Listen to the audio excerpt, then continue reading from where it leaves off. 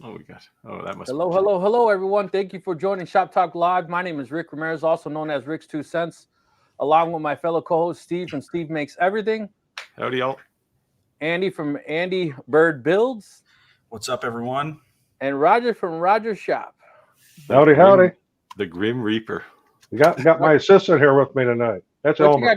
What you got going on there, Roger? Yeah, a little Halloween thing kind of going on since Halloween's tomorrow. I'm practicing. Doug Steve, I'm gonna start by saying I'm a little concerned because Clayton didn't post a comment. Oh, there he is. Oh, there you go. Clayton's in there. Clayton, you're at sleep at the switch. Look. So we got our two last winners for lasers. Doug Steves, he won the laser, and Clayton won the laser as well. Our loyal followers. Hello, guys. Hello, all. Happy Hump Day. It's been a crazy week. So I was told today by a CNC manufacturer that I won't mention the name that my channel and my content is not woodworking content. Okay. And I said, okay, we can go down the old school way and say laser is not woodworking. I says, but I'm going to have to say neither is a CNC then. Touche. You know what I mean? Like, come on, man. How did they take that? I don't know. I haven't got a response back yet. Okay. And you probably won't. Yeah. But it's true. We it's just, I don't know. It's so dumb to me. I don't know. The world's kind of a crazy place sometimes. It just, I mean, you have to diversify enough, right? But you have a lot of different content, which, like, I know when the Acmer guys did they ever send you a laser? No, I've never talked to Acmer. Oh, because they were one of the Acmer people reached out to me and said, "Hey, what about this Rick guy? I looked at his channel and it doesn't look like he does a lot of laser stuff." It's like, yeah, you got to go to his Facebook area. He does a lot more on Facebook than the rest of us. Yeah, but I don't know. I just assumed they were going to send you a laser. Yeah, so I guess my channel is more geared towards entrepreneurs, starting businesses, and expanding businesses. So part of my channel originally started off as an apparel, right? That was DTF, DTG, silkscreen, embroidery. And that was really because my primary business was helping startup companies. Like, you're a startup company, you from non-existent, I created your logo, I created your website, I created your business card, I created your shirts, I lettered up your trucks. Like, from start to finish, I handled you opening a business. And that's really what my side hustle was. So maybe it was a wide variety because I was creating a wide variety of like a niche for starter companies. But then with the woodworking and the laser engravings and things, honestly, something I wanted to do. But just like a lot of other people, I didn't have the ability to, because I just didn't have the money to spend something on something just because. So with the influencer perspective, was able to give me, an entryway to do that, to be able to have these type of lasers, and then use that to kind of expand and do woodworking. And to be honest with you, I get more of a satisfaction doing woodworking than I do shirts. And I'm not saying, but I can go pound out 300 shirts and make a hell of a lot more money faster. But it's just not. I think I enjoy doing the artwork more better than I do making the shirts. But I think the apparel side of my business now, I don't do a whole lot of like stupid funny shirts. I do like roofers, companies, landscapers. So I get that same company twice a year. Rick, I want 200 shirts. All right, I pound out a bunch of shirts and hand it to them. I don't talk to them in 6 months. And I have 10, 15 companies that do that to me. A couple Mexican bands that do that to me. And I've kind of put that business on cruise control because I'm at capacity of what I have. I'd have to upgrade my equipment to be able to handle more. But yeah. So I just realized I didn't put anything up on my screen at the back there. Oh man. Come on. And sorry, I can't operate in reverse here. So it is tomorrow's Halloween, and so next month is officially our giveaway month, November. So I will start pumping out a ton of content for this guy that's behind me that we'll be giving away for free, the longer Nano 20 Pro. So yeah, let's see what's questions and Oh, we got people from Paul from Belgium. Yeah, so we've definitely been growing a global audience. So if you are in the chats, do us a favor, let us know where you're joining us from. Beam me up, Laser Engraving said Roger's ready to cast some spell. Hey, I got the wand right here. we gotta take a better look at Roger really quick.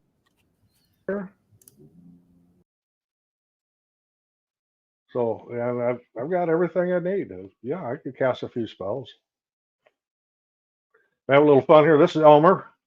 That's my assistant tonight. He don't say much though.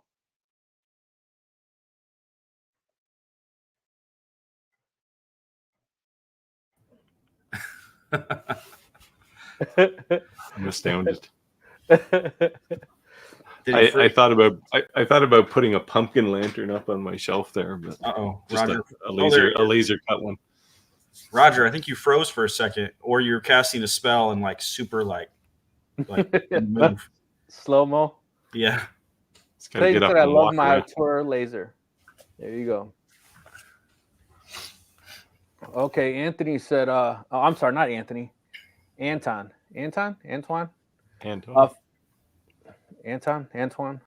Finally pulled the trigger on a CNC.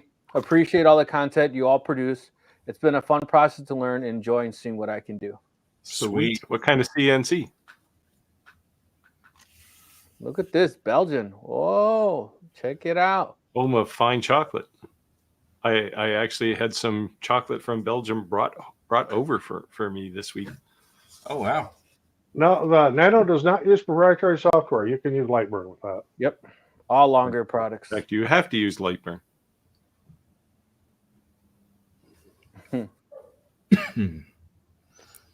We do have someone who's supposed to join us live today. I'm not sure. Maybe they're running a little late. Let me send them a message. What's up, Cody?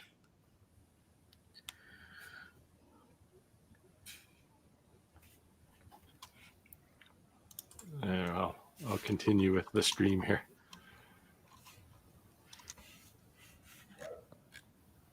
Some people drinking beer. LightBurn for Galvos. Was that is there a LightBurn for Galvos or no? Oh, for the Nano? No, it uses regular old LightBurn. Yep. Can anybody hear my dogs barking? Yeah, which is brew tonight. No. I have two dogs too, so you'll occasionally hear them as well. Antoine said, I went with the Shapeoko 5 Pro. I'm out in New Mexico. Good starter. Nice. Congratulations. That's fun. You started with one of those, didn't you, Andy? Yeah, I started with the Shapeoko 3 XXL.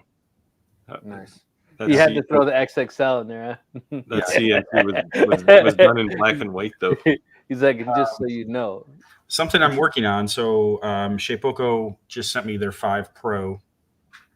I have it in the shop, but I don't have it assembled yet. So I'm trading out the old one for a new one. Nice. But looking forward to do some videos on it. And Manuel said, hey guys, FedEx has my Hollywood treat. They're delivering my Asmer P3 tomorrow. Ah, cool. Nice one. Nice, Mike. That's currently still my favorite diode laser. Yeah, so that is Mike, the one that I sent to you, Steve. Remember from last week? Oh. Yeah. Here we go. How we doing, guys? Hello. How's it going? Hey. Joined a little bit late here, so we didn't get to actually do the introduction. Blake is a guest with us today. Blake, do you want to give a background on what I guess there's two parts to your story, right? The supplier and engraving, kind of just the same as us. Do you want to kind of go into how you got into the industry and kind of how have you expanded upon that now? Yeah, sure. Thank you guys for having me. I appreciate it. We started out a little over 3 years ago with our first company called Outnumbered 521, and my wife was making wooden earrings and ornaments. Well, I should say she was making earrings, and she was doing that pretty successfully. with the Cricut out of faux leather.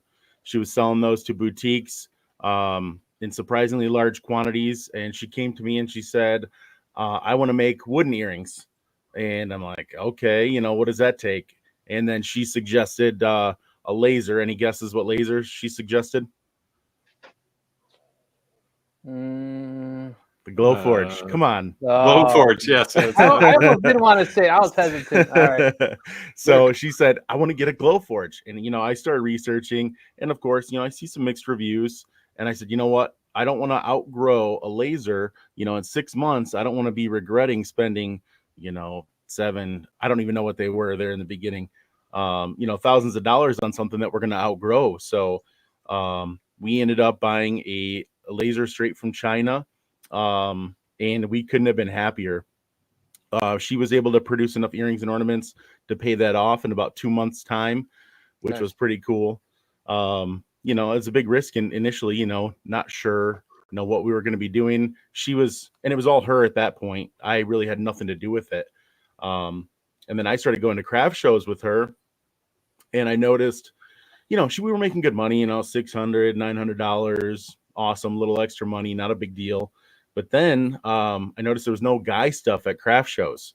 So I'm like, why don't we start, what can we add or what can we make that, well, so we have something for the guys. You know, the women are dragging their husbands around and, you know, there's nothing there for them. So, you know, we found some ammo cans, and then we did some wallets, and, you know, we just kept adding more and more of this guy stuff. Molly doesn't like when I say that, but it's true.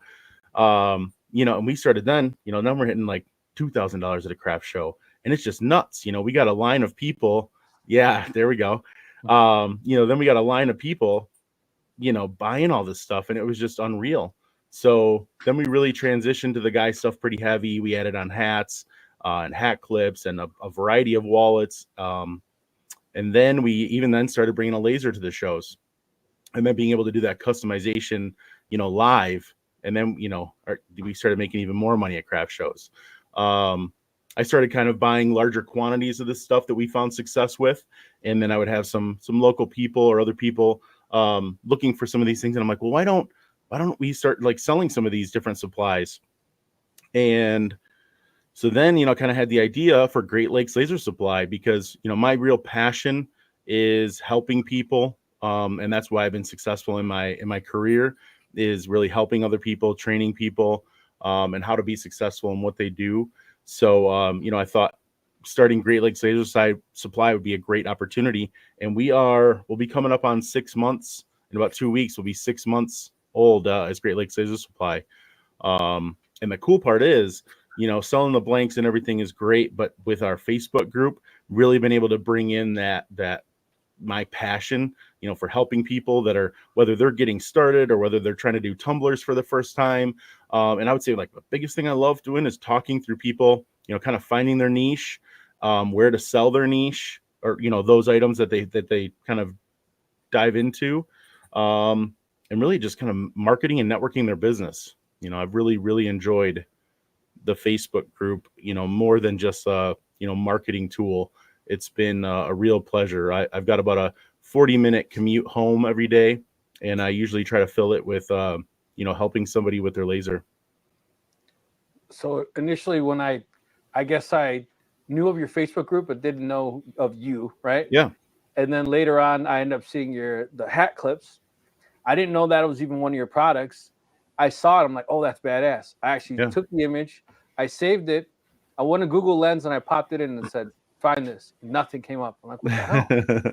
So I went to Amazon. I did the same thing and nothing came up. So I was mad because I didn't share the post. I didn't even know where I got it from, right? Mm-hmm. So I'm like, later on, it came back up, and then come and find out it's you. I'm like, oh, man. And I had actually told the guys about it last week. You have one on your hat there, right? Yeah. So I've got our original style, which is a hat clip here you can customize. This one says just the tip. In our area, the Second Amendment kind of stuff does really well. And then last night, we launched golf ball markers. We've got these in black and then just the standard silver. Yeah, so we're always talking about upsell, right? And you have customers, existing business customers, and those are smalls. they could, make decent money in volume. Mhm. Or maybe like you're saying that we've been talking about like transitioning your business to the next level. And part of it has been like going to these trade shows or type of things. And then the other thing we talked about is falling forward, right?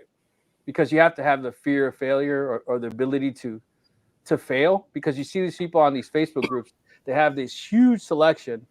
And sometimes I think they go over bombard because they don't know when you're testing a market. Personally, me, I wouldn't make 1,000 of anything. I'd say, see, I'm gonna make a couple of some kind of things and see what sells. And even I would say if you went to one trade show in a certain area, something may sell, and 3 towns over it may not, right? So doesn't mean it's not a seller, it just may not be a seller in that area.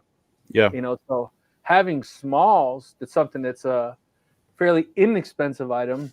You can take maybe a little bit more risk. Some of the things like Andy or Steve does, if they were to make this badass cutting board and do a laser engrave with some dumb thing like a turkey on it and say it's going to sell, they just took a $300 cutting board, like it didn't sell.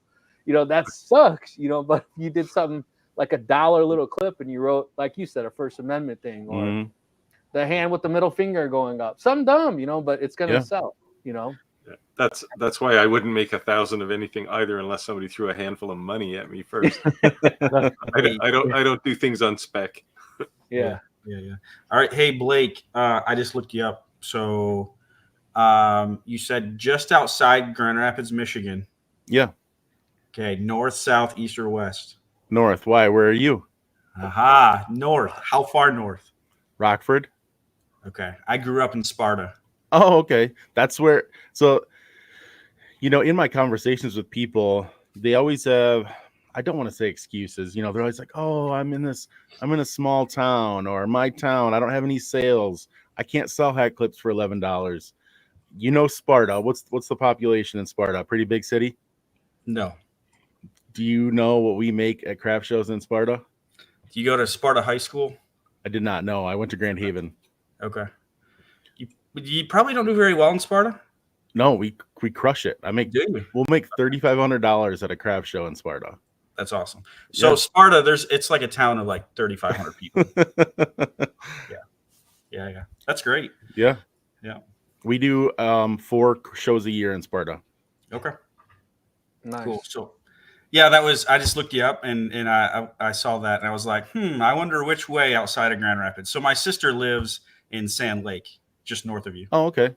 Yeah. There's I don't know if you know about the bike trail, but we've taken that bike trail. We'll park in Sand Lake, ride all the way down to Rockford, have a beer at Rockford Brewing Company, and then cruise back up to Sand Lake.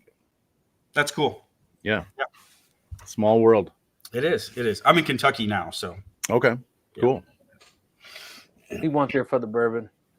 Yeah, I just bourbon and horses. Not really, but that is what's here. No, very cool, man. Very cool. Yeah. So if you don't mind, what's the price on those hat clips? So wholesale pricing for a pack of 10 is $21.99 for the original style hat clip. And the other ones just launched last night. These are $12 for a 5-pack. Do you give better pricings for a higher quantity? Yeah, if we start to get into some larger numbers, yeah. Like 50 or 100, something like that, Yeah. Yep, over 100. Yeah. Go down a little bit. Okay. That's cool. Yeah. I'll probably reaching out to you. Yeah, hit me up. So that's something we were talking about too, is that like we were talking about the nano, the laser behind us. This one right here. Right? So even if you do have items, but you had something that's ionized that could be easily laser engraved with a smaller laser, you don't need to pull in a 60 watt like this one or a 30 watt like that one. You know what I mean? You can have a smaller one. And even if it wasn't something that someone was going to buy, let's just say you put a extremely high resolution, you're intentionally trying to make something engraved long just so it's running, right? You're going to draw an audience to your booth, to see this laser working, the ooh and ah kind of effect of it. But yeah, so well, the golf markers are stainless steel, right? The golf markers are not. It's like a cast. But it's engravable, right? Yep. Like diode laser engravable. Yep. Yeah. Okay. I know lots of people that would want those. Yeah. They are pretty cool. I tested a couple different designs, and this one is the best one so far. There were some issues with like rust with some different designs. I'm trying to pop it off easily. Jeez, it does not fall off your hat. It's hard to, like I said, I don't really need to get into what I was going to say, but some of them attach the clip differently, and there was a poor design where it would rust. So, I tested a couple different designs, and this one was definitely superior. Cost a little more than the other one, but it's nice. Nice. So do you want to do a selfish plug and say your website or how someone would buy something from you? Yeah, I mean, our website is GreatLakesLaserSupply.com, but truly my goal is to grow in business together with people. So our Facebook group is really the place to go, which is also Great Lakes Laser Supply. I want to help people grow in business. I don't just want to sell anybody anything. I want to, if they're having some obstacles, if they're trying to figure out what their niche is, I want to help them do that. I don't know what the business plan is, it is going to be something different than what I'm doing right now. I don't know what that is yet, but figuring out how I can, monetize, helping people the way that I'd like to. I think too is that just buying blanks is one thing, but when you build a community around blanks, like even if you have the greatest intentions, you're not going to own every laser there is. So when you start growing that community of 3,000 members, someone's going to say, "What the hell am I doing wrong?" And you're like, "What do you have?" And someone's going to have something similar to you with that many people. They go, "Oh, try going at this speed and this." And maybe it, like people always say, Steve and I would get a lot of comments. What are your settings? Because a lot of people, I don't do that. I don't post my settings. And I've seen that. What are your settings? And it's like, dude, like, even if I gave you my settings, like the blank, the laser's not the same, or even if you have the same exact laser. I literally had a person who was asking me like every day for help. I was helping her, and I was like, "Oh my God!" My wife's like, "What are you doing? You're not charging this woman. There's no reason you should be talking that much." And she literally sold her lasers, and she went and bought the identical lasers I have. And I'm like, "Dude, that is not resolving your issue." Like, wow. So yeah, that seems a bit extreme. Yeah, and I mean, the other thing I've noticed as people are new, just getting started, is they assume that all the settings work for all lasers, right? Like not even two lasers of the same model, right? It's just, somebody, I did this video today, came out with the engraving on the kneeling pads. And somebody asked me what the settings were for a 70-watt something or other. And it's like, something start here, what I used, and go up from there, right? Play around with it. Same response I give to everybody. Run a material test, right? Then you'll know. Or even like what Andy was saying the other day with a CO2 laser, he's not getting the optimal output he used to get. So if he's getting a 10%, 20, 15% difference, is he going to ride it out till it fails? Maybe. You know what I mean? Depends on how until it starts sucking, right? But you have to have the know-how, not just someone telling you a setting, to be able to adjust those settings, to notice that, like, hey, this is not the same. You know what I mean? Or that maybe order the tube and get it on its way, and then when it burns out, you're not SOL, and you're not running. You're like, I already got the tube over there. I guess now I have to swap it out, right? Well, I had a great email yesterday. I posted a video this past week on scroll saw versus CNC versus laser. And I did the same project on all three. And I got an email from somebody that just got a CNC. They have no idea how to use it. They want to make the same sign that I did in this video. What are the settings? How do I do this? How do I get it set up? Where do I start? What bit do I need? So I replied back in the email. I said, you need to go to Andy Bird Builds and ask him. He's got a whole course on it. I'm not going to try to teach somebody through email how to use the CNC. It just. There you go. Yeah. How do you explain tool tests over email? Oh yeah. Crazy laser dad said, especially in a crowded market, you need to set yourself apart. If you want to reach more people, teach more people. That's a nice way of saying it. Yeah. I always say there's so much work to go around. There's no reason you have to be like cutthroat, right? So. Yeah, that is.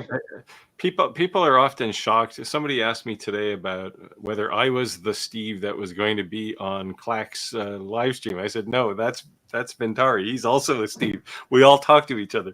Right. And they were a little shocked about that. Yeah. I remember early on, someone was kind of talking smack about Clack in one of our lives, and I was like, just so you know, we're all friends. Like, you know what I mean? Like, that doesn't mean we won't give each other shit, right? What did Andy say? We're like 4 men drinking beer in a garage. You know what I mean? We're gonna have to haggle each other now and then, you know. But, Wait, you guys are drinking beer? Oh yeah, What the heck? yeah, man. Oh my gosh. I've actually got my witch's brew. This is tequila, not straight, but I've got water. I guess I need to run to the kitchen. Not straight. You're not left out. I just have water. So okay. Yeah, if I so I'm leaving for Mexico the day after tomorrow, so I got to get all prepped up for the tequila stuff again. Nice. Got to build up that tolerance. There you go. Oh, Clack. We need that. We need that song. I have a feeling somebody's watching me. What's up, Clack? Yeah. So Clack's Blake, a good guy. Question for you. So I know I think this would be a lot of people will find this valuable too, and I'm curious. What is your balance right now with you work a day job versus, because you said you have a commute, so that's why I assume you're working a day job.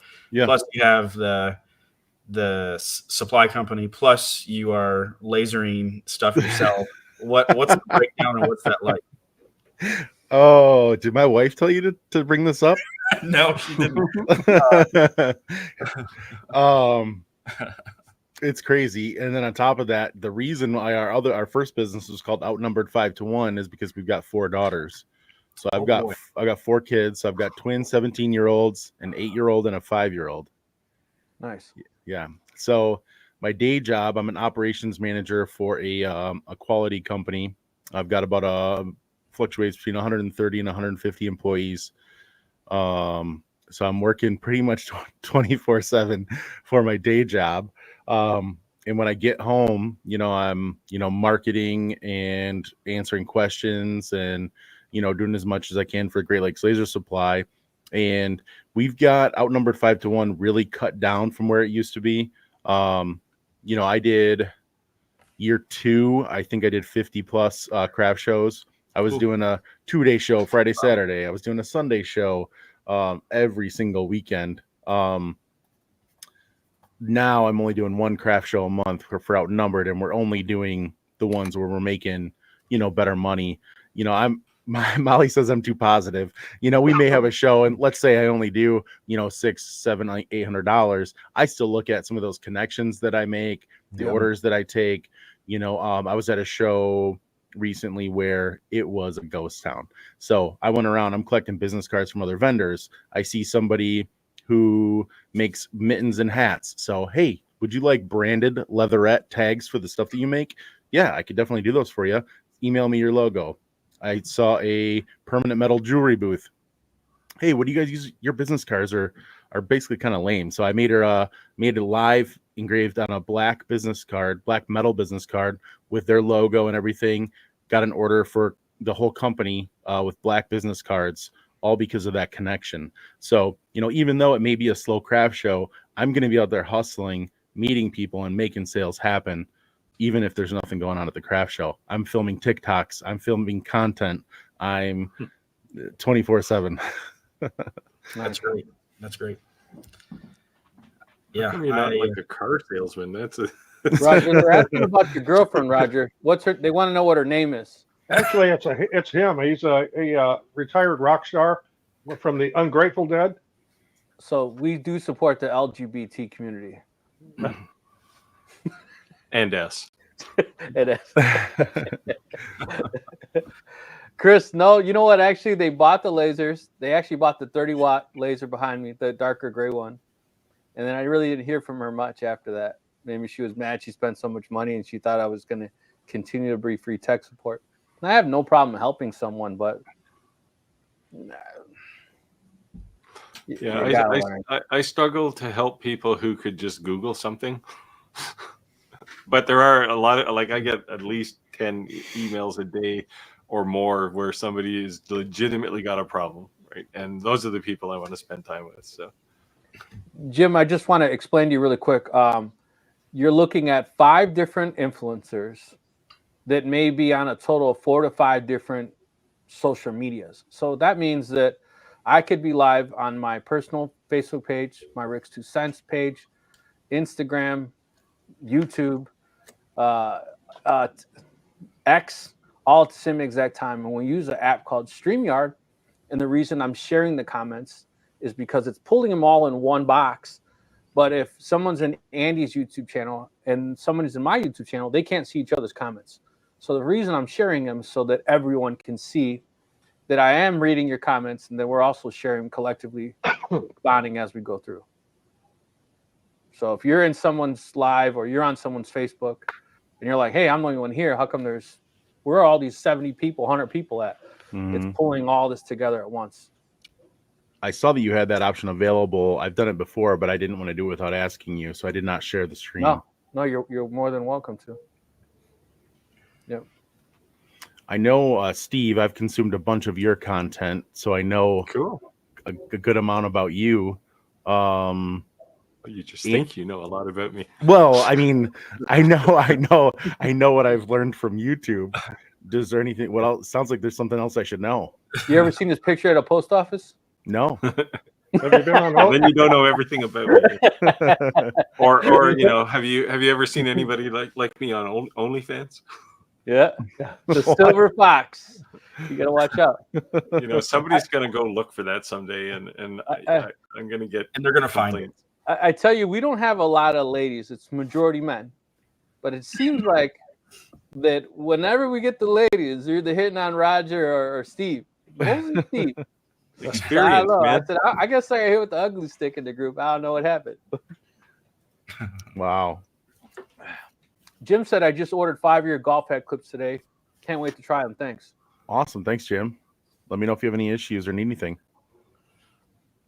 Paul said another issue with preparation of materials such as canvas, spraying, hand painting, and number layers, etc. Roger, you want to comment on that? I'm working on a sign right now. It's multi-layered Christmas sign. There's going to be a whole lot of airbrush and hand painting on. My wife's going to do the hand painting. My hands aren't steady enough. But a lot of it's going to be airbrush, and then it takes a lot of time to put one of those together. So if, you know, when you are going to sell that and you've got, 10 hours in it, you're not going to try to sell it for $20. You need to get 100 or more out of it. So Roger, what do you think was typical for you to kind of learn those settings or go through? Do you think that was a couple-month process to kind of learn that, or you just went through a shit ton of canvases? Like, what's your advice someone starting off, trying to go down that rabbit hole? Well, on canvas, you're going to have to do a lot of testing. I mean, it's just, if you're laser engraving on canvas or if you're sublimating on canvas, either one, you're going to have to run some tests. There's just no way to say you're going to need to do on a sublimation this much for this many minutes at this temperature, because your canvas may be different. Right. And if you're laser engraving on your canvas, it depends where the canvas came from. If the canvas came from Hobby Lobby, it's going to engrave a whole lot different than the canvas you get at Dollar Tree. I mean, It's just a world of difference there. Paul, the other thing I would suggest is that a lot of people think when they're doing these testing, you have to do this huge image just because that's the true picture or the actual size you want. Don't mean that you can't start out testing this small, right? And doing it over and over and over and over again until you duplicate the results you want, and then go and blow it up. But that one big canvas, you may have had 50 different test patterns, right? So that would be just that's normally what I do. I start with something that's a big image and I squeeze it down to like a postage stamp and engrave that. And you won't get all the detail necessarily, but it tells you whether you're in the right orbit or not, right? Yep. So it's and if you're not, you just move over a little bit on the canvas and do another one, right? Yep. And you're only sacrificing one canvas instead of who knows how many. Yeah. Another experiment you're going to have to do with the canvas, if you're going to be doing color engraving where you're spray painting in a color first, is to do an experiment to make sure that the color or brand of paint is actually going to be compatible with what you're trying to engrave, because some of them just tend to ignite. No. Cody said, I love seeing community over competition. Absolutely. Well, that's the goal, right? It's. I mean, we're not. Well, I mean, I do YouTube almost full time, but workshop anyway. I don't have a day job, and I still don't look at it like it's competition. I don't think there's anything wrong with friendly competition, and what I mean by that is that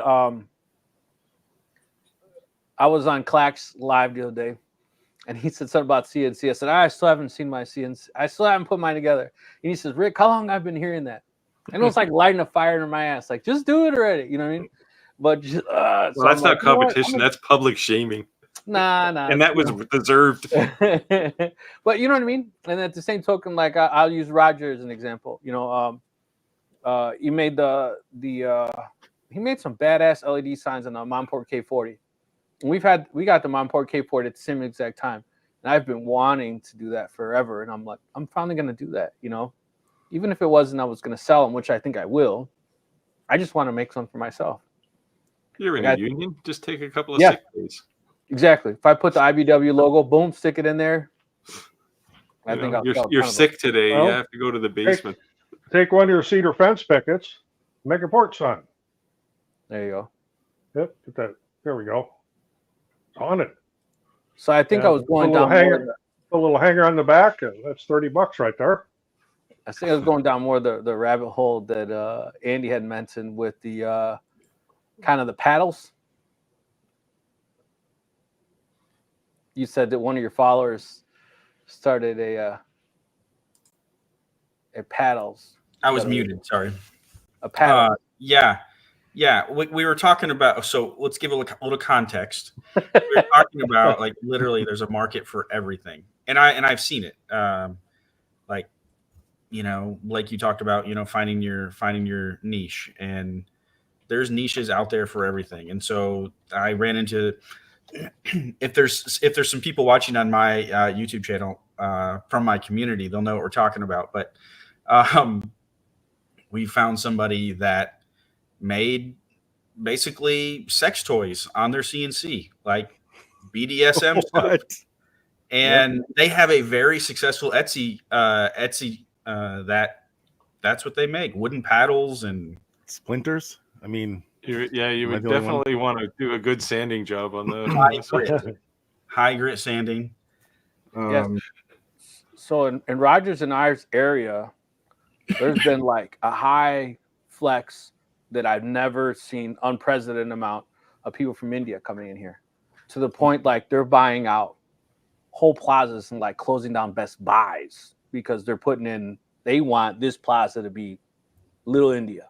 I mean, from the bank to the Little India, right? And they're into cricket.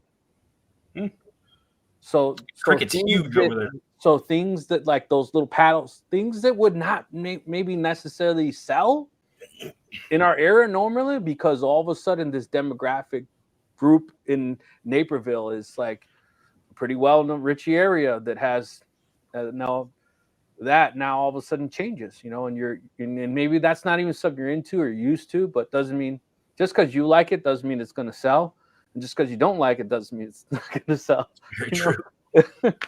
You know. Yeah, and like I talk about all the time. I talked about a lot on my YouTube channel, and it's finding that product to market fit, like, you know, product to person fit, and everybody has different interests, and that takes.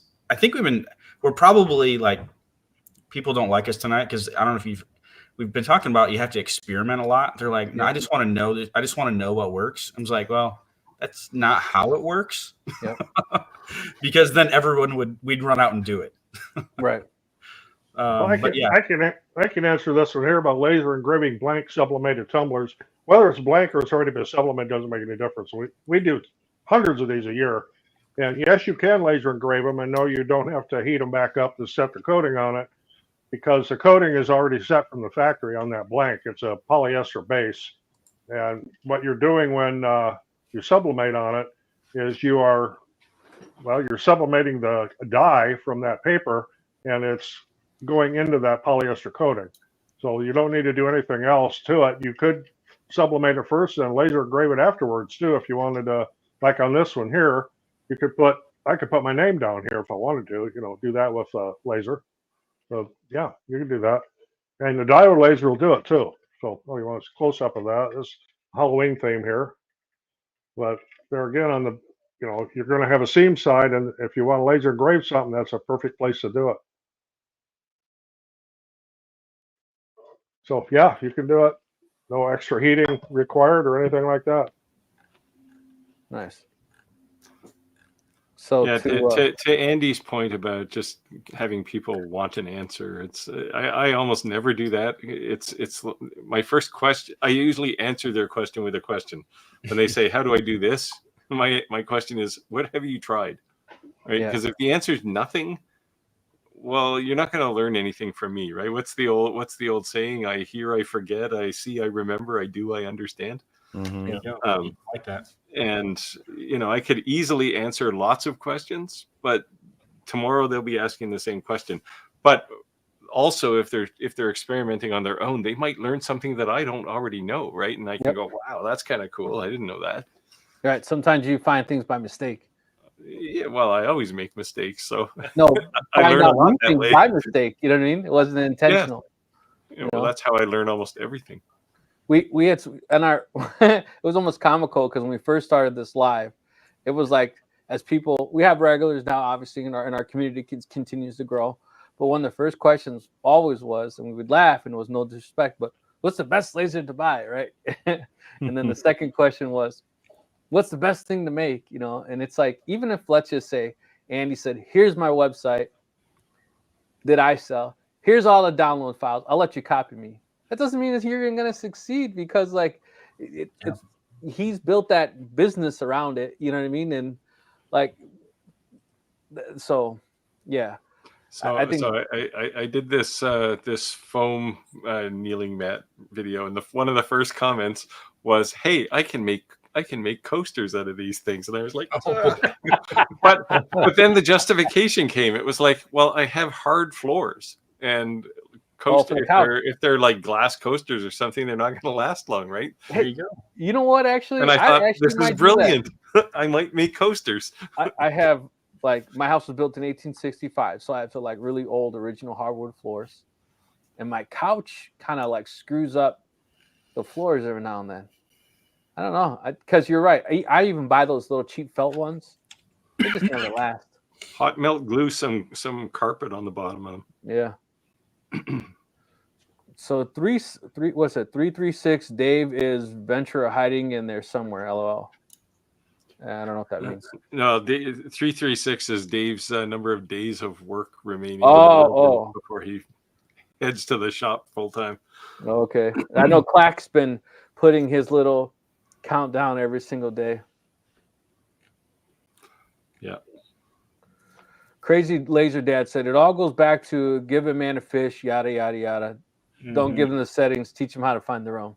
So anyone can have all the fish that I have. I don't want any fish.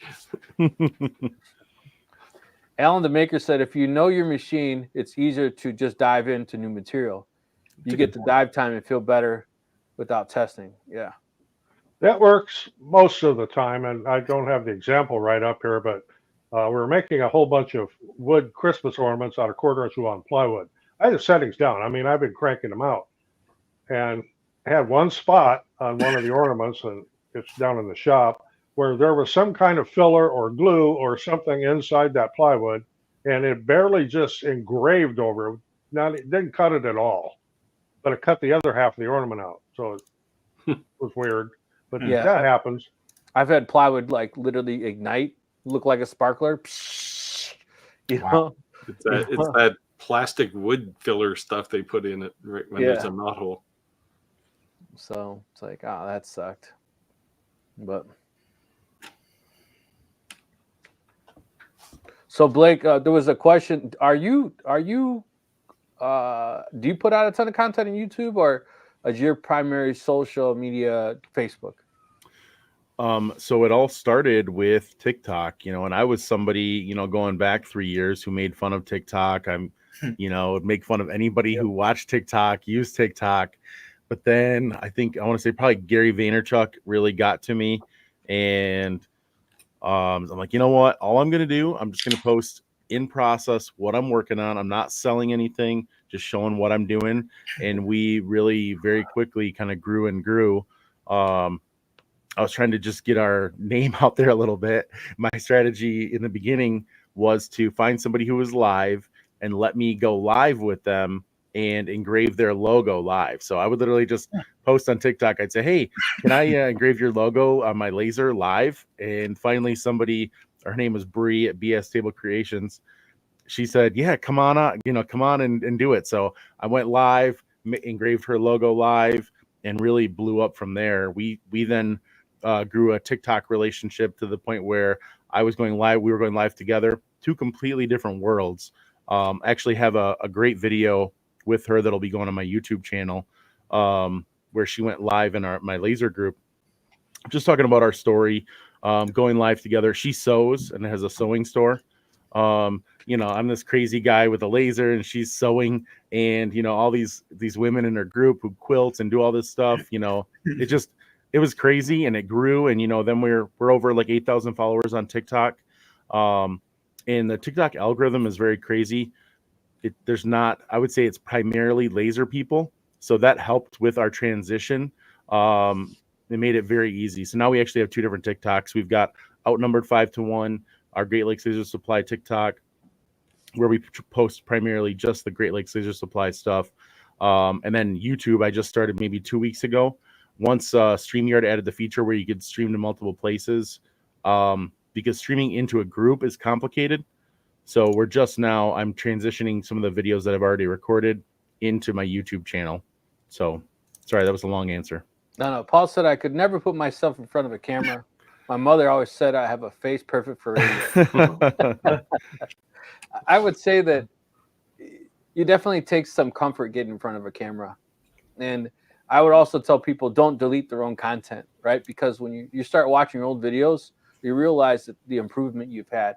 Mm-hmm. But if you delete the video, you lose the views. But even then, if anyone's watching you, they see the growth. So I don't think it's a bad thing at all. Even if you advertise like $99 lasers, you should never delete that video. I haven't. You should keep that up there forever. Because I keep posting it. I don't know if you noticed that videos get views.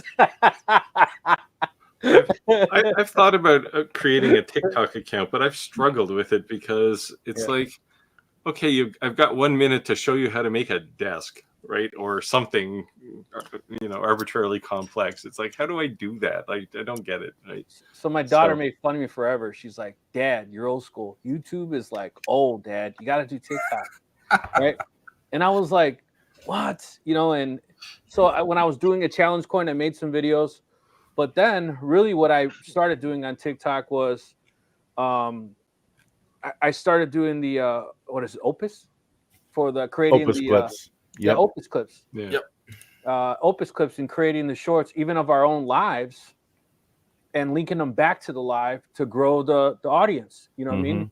And I noticed, like, it's weird because if right now, after this video's live, if you go to YouTube and you look, hey, how many views does this video have on your channel? And let's just say it says 200. That's a bogus number because that doesn't mean who is live in the feed right now, because it can't count all of us, right? And then also because it's posted on 6 different social media accounts, it can't add up all 6. So and then the live views and then the reviews after live, that's like that count resets. So all I would say is if you start using like a StreamYard or live, don't be discouraged and think, why am I not getting as many views? You could be. It's just that number is not, you can't encompass that from all the different angles. Yeah. It's just not going to happen. But I've done good on TikTok. I did a very bad video that was intentional. Steve made fun of me. It looked like a really poor Chinese dubbed movies, like when they're like, it was like the Asian martial arts overdubbed into English movies, right? Where the lips move, and then about 3 seconds later, the but it was the English intentionally, you know what I mean? translation appears. It was intentional and it was funny, and the video got like 2.2 million views. You know what I mean? Wow. So you know what I mean? Yeah. So, but it's just there's this Mexican guy who was a tile guy, and he bought a tool, and his wife said something to him, and I took the audio and made a video for a laser, right? So, but I made it to the point that I wasn't trying to actually steal it like it was my voice. I was like, so you know that it's, you know, legit dubbed. It was comical. It was a skit. But what was funny was some people believed it, and they were like, you shouldn't lie to your wife. You know, that's not how you make the marriage. I mean, I was like Karen, you do realize like it's a joke, right? Like it's a joke. And the joke I'm gonna have to look this up. Oh, you haven't seen it? I don't think so. Oh, boy. Okay. I can share it if you want me to. But... I looked at it the first time I looked at it. It was like, what the hell, man? What is this guy up to? Yeah. And then I realized about halfway through that no, his voice doesn't match his lips, so it's overdubbed, and there's something going on here. Yeah, it was just funny. It wasn't even my wife recording; it was my daughter. You know, it was just a funny thing. I don't know. I've had TikTok send me more than one email to say, "Hey, we notice you're a content creator and you're not on TikTok. What's wrong with you?" So maybe one of these days I'll do it. What I need is a manager to do some of this stuff for me. I need an ops manager. You do. I think the difference with TikTok is that some of these people starting off. To me, Amazon is like the kickstart for YouTubers, right? Because I'd say 80% of Amazon reviews now are fake, right? They're influencers, right? So if you're trying to get started, you can probably get some fairly inexpensive items off Amazon really easy. And what TikTok is doing is saying, if you start on TikTok, rather than you going out there and trying to approach these manufacturers right off the bat, like, hey, go on here. Here's a list of all the manufacturers that want to get influenced. And here's automatically the amount they're ready to pay you. And then click this and they'll mail it to you. And they have to mail it to you within 12 days. And you have 30 days to post a video. So they're already pre-negotiating that. So if you're trying to start that off, but the problem is just the same as when you first started out and you're reviewing cheaper items. Man, I don't want to review sandboxes or Play-Doh or a fan sprayer. Like, you know what I mean? Like, but they don't get me wrong. They have some badass stuff too. Like I've seen $5,000 grills on there. You know what I mean? So, but it's just, I guess, a different way for somebody to start. Maybe they could leapfrog. I thought, you know, didn't they just pass a law in the U.S. about posting fake reviews? They're trying to mitigate some of this fake review stuff. I thought I read somewhere they just posted a federal law now. It's a federal crime to post illegal reviews or fake reviews. Alan the Maker said, Blake has really helped me break from my shell to get into podcasting and out in the community. It turns out I love networking. Nice one. Cool. There you go. That's not your wife, is it, on a fake account? No. Speaking of fake reviews, one of his kids. Honey, join all these accounts. Make all kinds of accounts. Get off there. Yeah. You've done your job. Go to bed. I find it hard, like-minded individuals, when it comes to lasers, CNCs, and business develop in general. Steve said early on when we were once started this live, today's live, you know, a manufacturer had kind of asked what my channel was about, right? Because it's a difference. And I said that my channel is not necessarily just woodworking, it's about entrepreneurship, right? Yeah. About business and a business. And for Alan the Maker, the things he's listed here, laser, CNC, and business development, are exactly what I do on my channel. So Right. With the addition of some woodworking and a few other things, and we'll throw 3D printer in there as well, you know. Yeah, and then we also throw 3D printing, not as much as Roger. But then also the same thing of, let's just say that, you know, we said crafters, and we're not even saying these people who are, and they're saying like marketing's marketing, right? You can pick up marketing skills. It doesn't matter if someone sells a car or shoes.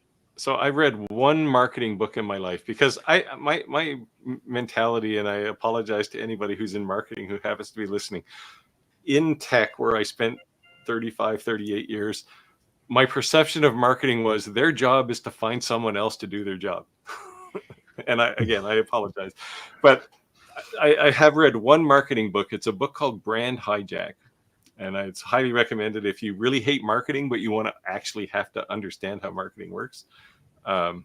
It goes through a couple of real world scenarios about things like how Jolt Cola disrupted the cola business because, they were a tiny company and all of a sudden, boom, they took over, right? They had a measurable market share just by doing cool ads. So we have my one endorsement for marketing. Official comment from the boys in blue. Mr. Clack.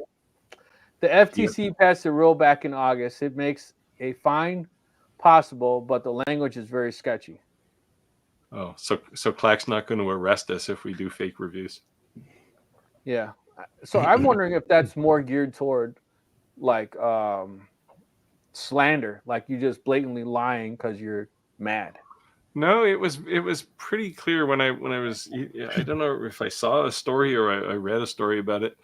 It was pretty clear that they were specifically targeting influencers who were posting fake reviews of stuff. Wow.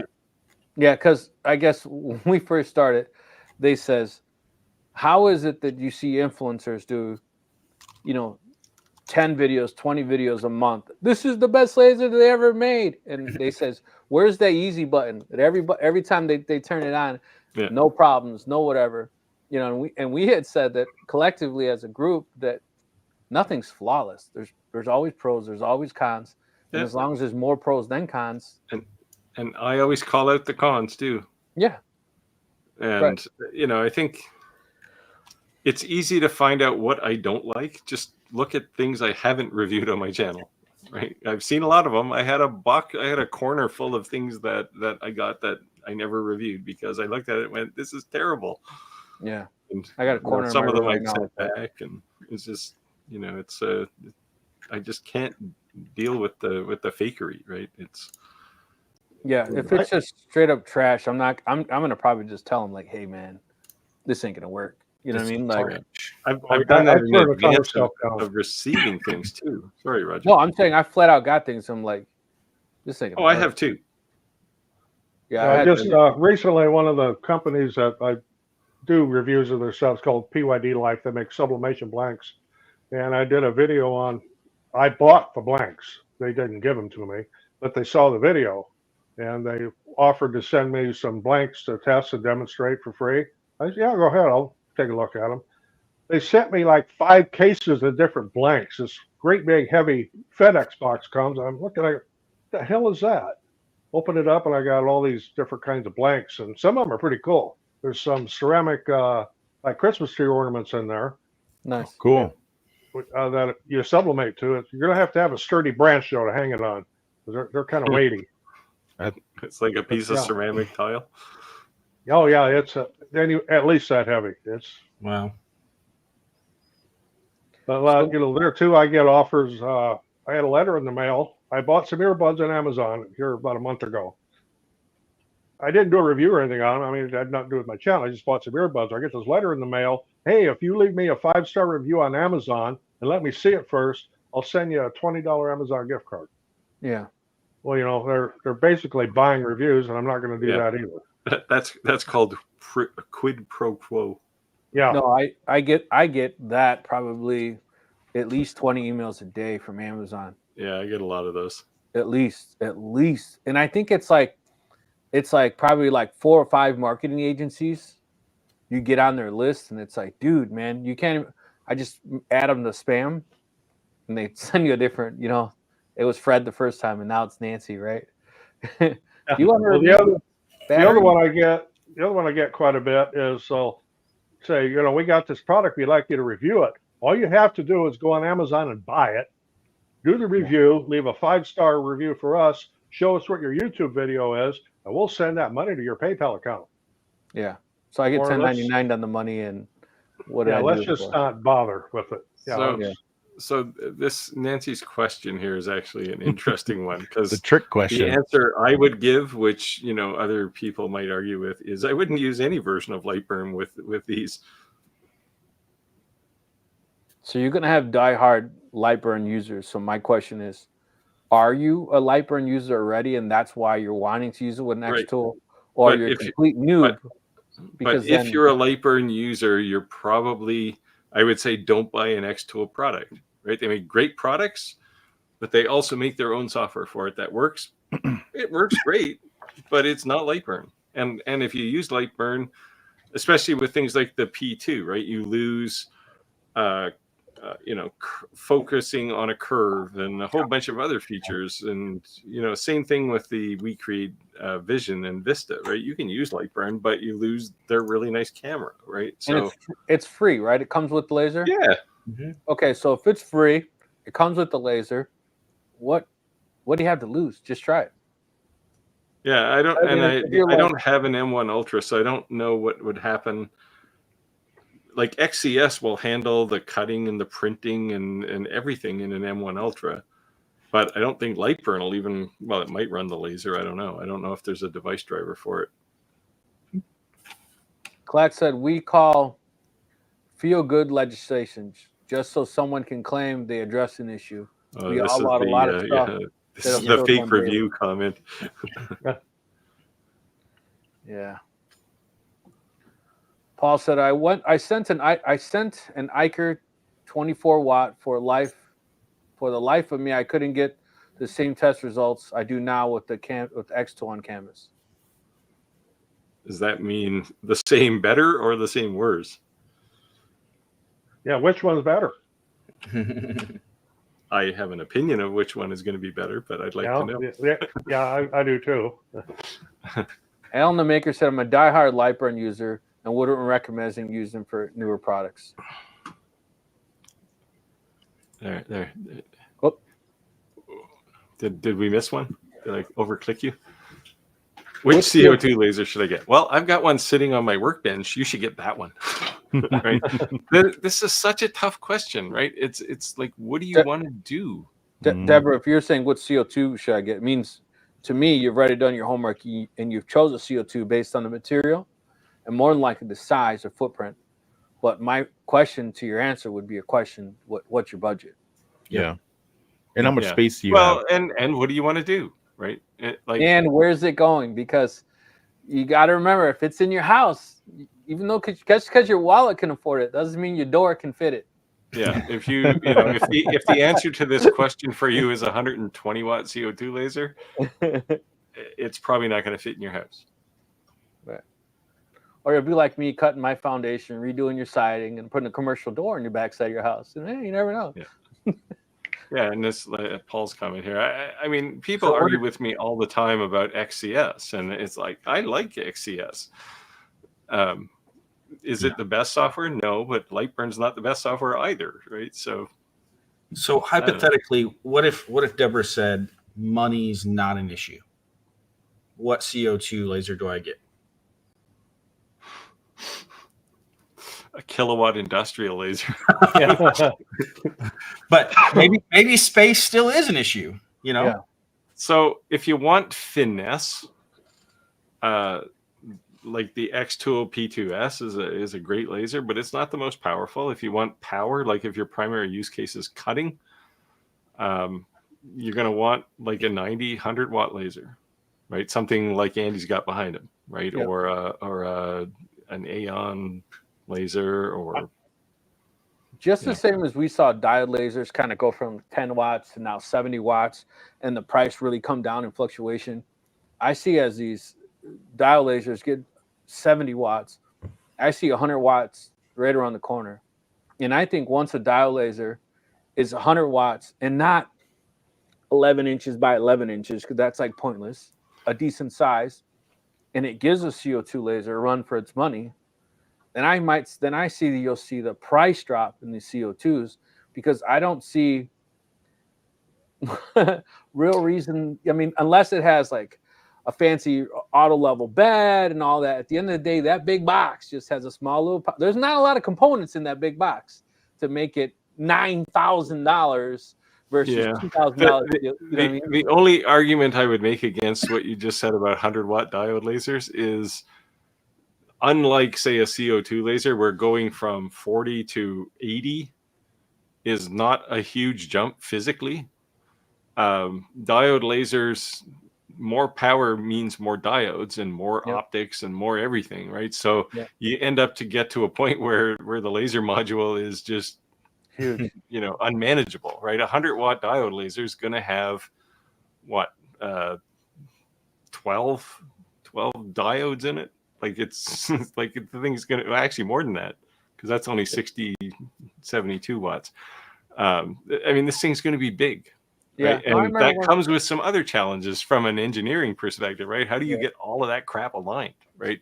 And if one of those diodes goes, the whole laser module is basically pooched at that point, right? So I think even at 70 watts, I think, IKEA came out with this 70-watt one, but I don't know anybody who wants it. I don't really see a significant advantage of going over, say, 48 watts.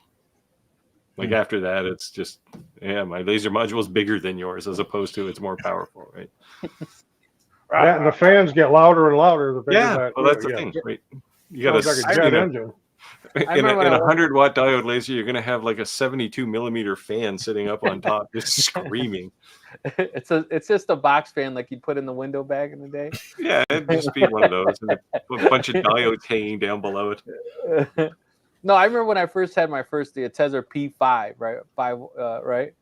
And then the 35, that was like, whoa, like, and then go from a 35 to the longer B1, the 40 watt. Even that was a big, like, the 40 watt seems massive, Physically, you mean? Yes. Yeah. So the B1 does have a loud fan. I use the hell out of mine. It gets ran most of the day today. Yeah. But it's got a loud fan. You want to put it in a quiet box. Yep. Well, or in another building. Mine's inside the longer. Yeah, there you go. But my workhorse was the Atezzer V35, which has been retired. Is now the longer B1 is my everyday run it all day laser. Yeah, but people, I get this kind of question. I'm sure you all do all the time. Which laser should I buy, right? And people always want to buy like the 70 watt, and it's like, okay, but if you have a 40 watt diode laser now, what do you think a 70 watt is going to do for you that your 40 watt diode laser doesn't do? Right? Yeah, it might be incrementally faster, but it's the law of diminishing returns, right? Just like doubling the power now, go from 40 to 80 isn't going to make it twice as fast. It's going to burn twice as quickly, but it's not going to cut it a whole lot better.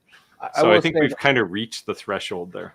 Yeah, I will say though, I didn't expect a big difference between the 35 watt and the 40 watt. I thought I wasn't going to see a difference at all. I thought it'd be the same, or pretty much close to the same, a not noticeable difference. But I make a ton of things with the cedar picket fences, and with the 35, it was like 5 passes. And again, we went over this. It really could probably be 3, but the idea is that wood can have a different moisture content. So to be consistent, if you run at 5, it's always going to pass through, right? You always get just that one spot where it didn't cut. Right. So you do 5, that's always good, right? You know what I mean? But with the 40 watt, I could do 1, but 3, again, like we're saying. So when you're talking, 3, 5, when you're making 200, like that's a lot. It may seem like, even if it's only 5 minutes, 3 minute difference, 3 minutes times 200 is but going so. Like I said, I think 48 watts is kind of the pinnacle of performance. Yeah. And after that, like, do you think a 70 watt is going to cut twice as fast or engrave twice as fast as what you have? Because you run into all kinds of other physical limitations of the drivetrain, right? No, it's not linear. It is. I tell people that all the time. If you're going from a 10 watt to a 20 watt, 20 watt's going to be twice as fast. No, it isn't. It is not linear. So I think IKEA should send us 5, and then we can argue amongst each other. Yeah, the one exception to that, Roger, is the well, there's a couple, I guess, but the one exception I've noticed is the algo laser, the Delta. They stack the beam. So they have, rather than having four little slices side by side, they have 2 slices with 2 stacks, and that's a significant difference. And you know, I think the only reason they don't stack them is I think it's hard. It's optically hard to do that. So I think that's why they kind of went to this, you know, beams getting bigger the more lasers you have. Like a 100-watt diode laser, the way they're stacking them now, the beam is going to be like the size of your finger, right? Like it's going to be huge. Yeah. We got a ton of people in the live now. If you have not already done so and you've made it this far in the live, do us a favor. Go ahead and hit that like button. Go ahead and smash that like button. And if you're not already subscribers, make sure that you do. Yeah. And just So remember, go ahead. Oh, go ahead. No, finish. I was going to say November 20th, remember, is our longer nano giveaway. So make sure you tune November 20th for the giveaway. It will be sent directly from the manufacturer. Be here, subscribe to all the channels, get along in advance so that, you know, you're ready to go on the 20th. So Alan brings up another interesting point here about the wavelengths too, right? You know, people, I don't know about you guys, but I get 50 emails a day or a week of people going, how come I can't cut clear acrylic? It's like, because it's impervious to blue diode lasers. Yeah. And, you know, and CO2s have limitations too, right? I mean, if you want a diode, if you want a laser that can engrave almost anything, you got to get a UV laser. Yeah. But it can't cut crap, right? And same with a fiber laser, right? You can engrave brass or stainless steel. You can punch a hole through it. You've done your coin, right? Not that there's a segue there for you to show it, but but you can't cut a sheet of paper, right? You lay down a piece of paper under a fiber laser and you hit it with all the power and speed you got, and you're not going to do anything to that paper, right? It just doesn't absorb. Right. So to my point of what your comment was, that there's not one laser that's better than the other, but there is one laser that's better cutting a certain type of material. Right. Every laser exists because it has a purpose. Is right. And that's early on when we started this live, we started saying having one is like having none. And that's because when you get on these bigger jobs, you can't have a laser that's going to consume a half a day because you got extremely detailed work. And doesn't necessarily mean you're going to turn down that work. But at the same token, that I'll coin Steve for this. He says, your first laser is the wrong laser. The second laser is the right laser, and that's for the because, time. For the time, yeah. Right. Until it changes. Tomorrow it will be the wrong laser too. Right. And then 5 times later, you just have an addiction like us. Yeah. But, well, it's not really an addiction, right? Like if you come into my shop, you're going to see. If you go to my laser workbench, you're going to see well, I have a couple of CO2 lasers. You're going to see a diode laser. You're going to see a fiber laser. You're going to see a UV laser. And it's not like, oh, you know, I bring people into my shop to go look at my stuff, right? It's they all have a purpose. Yep. And like for engraving on things like wood, diode laser works better than anything, really. Yeah. But Steve, was it you that do acrylic, CO2? Was it you that you said last week or the week before that you wanted to put a video together like that? Like I do want to do. I've always been meaning to do to answer this question, right? Which laser should I buy? Well, here's the options, right? Here's what they're good for. Here's what they're not good for. And you know, Clack is listening there, so I know tomorrow he's going to have one. But it's on my list and it's coming up to the top. So because I want to do it soon, because it's just this question. Like there's so many people just kind of getting into this either as a hobby or a side hustle, or even if they're just trying to grow their business. And you get these questions: what laser should I buy?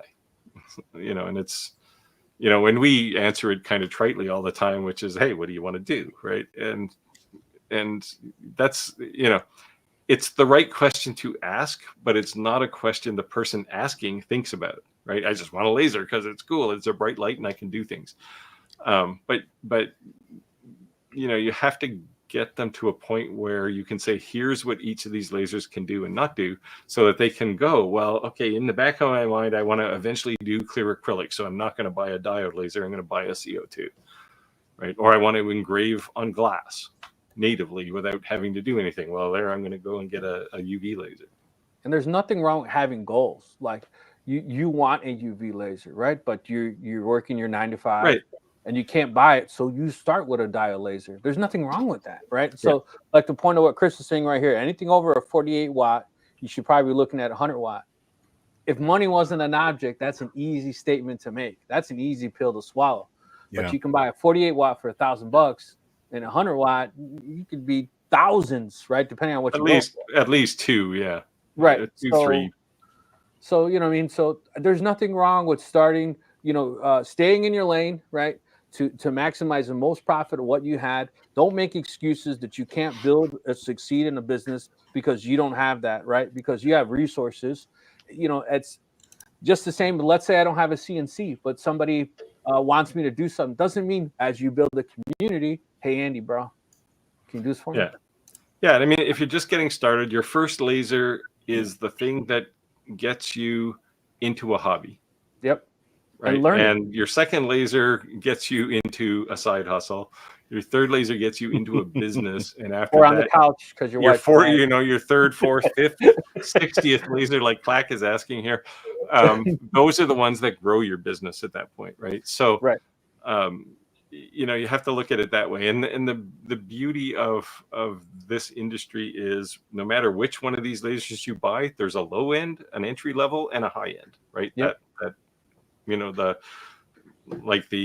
fiber lasers or CO2, right? You can buy a 1,000 watt laser if you want. The only thing that I would say is, unlike cars, right? If you're building a race car, so to speak, and you're saying, oh, well, if I was to buy this car, I could always sell it, and buy it, my next car to upgrade. Lasers don't to have a great resale value. Like you may not don't think.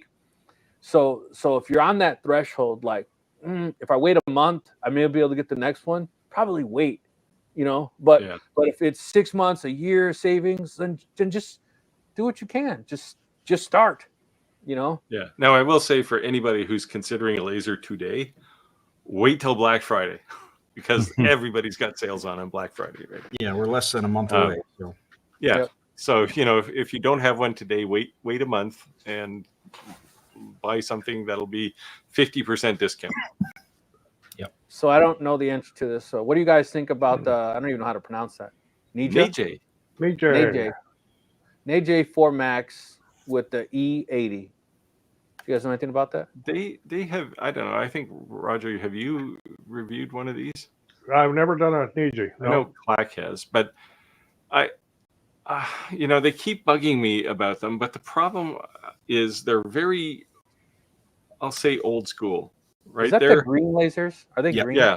Okay. But they still use like the 2020 extrusion and all the the thing is like mechanically is like a laser from 3-4 years ago. Yeah. Power wise, they got lots of power, but I think I don't encourage them, and I certainly have. Like I said, if you want to know what I don't like, look at what I haven't reviewed. I haven't reviewed one of these. Yeah, but I would say too, like buying the laser just to buy a quality laser doesn't mean you have to buy the xTool, right? Right. And I'm not saying there's nothing wrong with buying xTool. I'm just saying that, like, again, it could be an off-brand or something. Yeah. But and that's what I said. There's an entry level for all of these things, and there's a high end, right? Absolutely. xTool is definitely the high end of everything. Yes. If you're looking at the low end and you want 40 watts, go look at a Ray 5, a longer Ray 5, or what else is down there in the entry level? But there's also certain materials.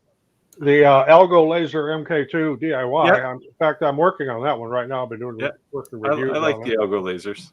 Yeah, but if you're doing certain things, like people were asking all these Canvas questions, you don't need a 40 watt laser to do it that, right? So it really depends on what you're making too, because you take a 48 watt laser, run it 100%, you just cut right through it, So it's going to depend on your material you're going to use too. I'll jump through the chat here because Clack did respond to this, and this is my opinion too. So I've said this a number of times as I'm reviewing and talking about kind of the path of the laser industry. They used to be like when you bought a laser, even 3 years ago, you got a big box of parts and you had to put it all together, right? That's not where it needs to be. Right now, you look at something like the xTool, and all of a sudden, it's an appliance. Right, and that's the difference. And we've kind of moved in that direction. So they're safer, they're more sturdy. And this is the thing with an AJ. It just looks fragile. It looks like it's 3 or 4 years old, and it's not safe. Like it's open, right? I don't like open frame lasers anymore. But if you're entering the market for the first time, your first laser is probably going to be an open frame. It shouldn't be, but it's going to be because they're cheaper. Blake, what laser? Again, I think you said it in the beginning. What lasers are you using? So I've got a 100-watt CO2 gantry, front and back pass through, 8 inches of Z-axis. The trays come out, and you can even, go much larger than that. I've got a 50-watt JPT fiber laser and a 35-watt CO2 galvo. Nice. And did you say you went to? I said it's any name brands. Right? The green one here, the 100-watt CO2 gantry we bought straight from China. It's HL. It's an HL 1060G. Worked with them in the very beginning. They were amazing. Would I recommend it to somebody buying their first laser like we did? No. But I work in a CNC shop. We have a CNC shop as well where I work. So, I wasn't nervous about getting into anything, if something broke or fixing something, or if it came a little bit not working 100%, I wasn't really worried about that. And then the other ones are Noah, Noua, but now I'm working with Pascal with the, how do you pronounce it? Haitian lasers. Yep. The dark gray one behind me. Yep. I've got my first one coming next week. I've got, cool. Then another one coming a couple weeks after that. So I have this 30-watt, and I'll have a UV laser coming soon. So nice. And so I just find it interesting because we talk about all these lasers, and of course, the brand name ones. You are paying for more than a brand in most cases. Someone that doesn't have any experience, they've taken a lot of that. They made it an appliance, like Steve said. But you can go the other route too. If you have any experience, I'm sure. I don't know what the price savings was. Like this is a 100-watt thunder laser. It's a what? This is a 100-watt CO2 thunder laser. Compared to your 100-watt, I don't know price difference, but I know yours was probably cheaper. I can't say it's the CO2s, but I can mention to the fiber, like if you were to buy it directly from China versus buying an Eons or a Monport, it's double. Mm-hmm. Literally. Yeah. For essentially the same thing, right? I mean, I've seen the inside of a Thunder, and I mean, mine was $3,500 with a chiller to my door. And that's, I mean, it's a Reese glass tube. I'm very happy with the quality of everything that we received. It's been a workhorse. We've worked this thing so hard. And the only things I've really noticed in the difference in the Thunder is the belts are thicker. They're all like, at least double the thickness. Everything else doesn't seem that much different. I'm pretty happy with the thickness and the quality of everything. I don't like the green color, but Molly does. So, that's fine with me. I think it's cool. Yeah. Gotta put the Monster logo on there. And I think it's important to like this laser right here. I think it's 10K. Yeah. Yeah. And right around there. It is around that. Yeah. And there are going to be differences. Maybe not in performance. Mm-hmm.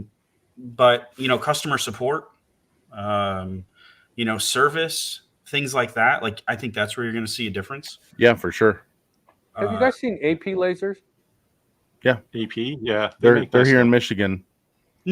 So I've been talking to the owner of actually the company since I first started, and I don't mind constructive criticism. He basically told me like, Rick, I see your content growing. You're too small of a channel. My equipment's too expensive. These are the pointers I suggest you do. And I listened. When I listened, I went back to him and said, hey, I did this, X, Y, Z. He says, no, do this. I listen, XYZ, do this.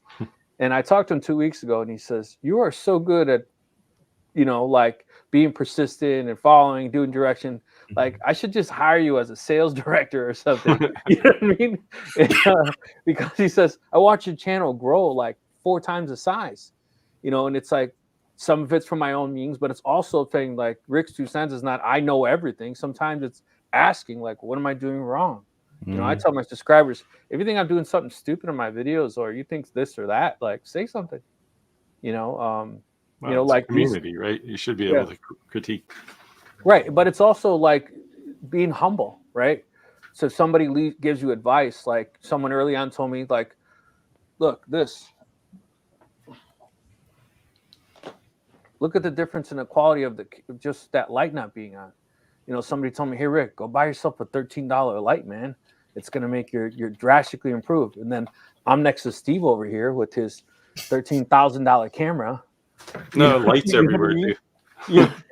So, but what I'm saying is that it's not 13,000. Jesus. Okay, $8,000. Probably got $8,000. No. An Don't FX3?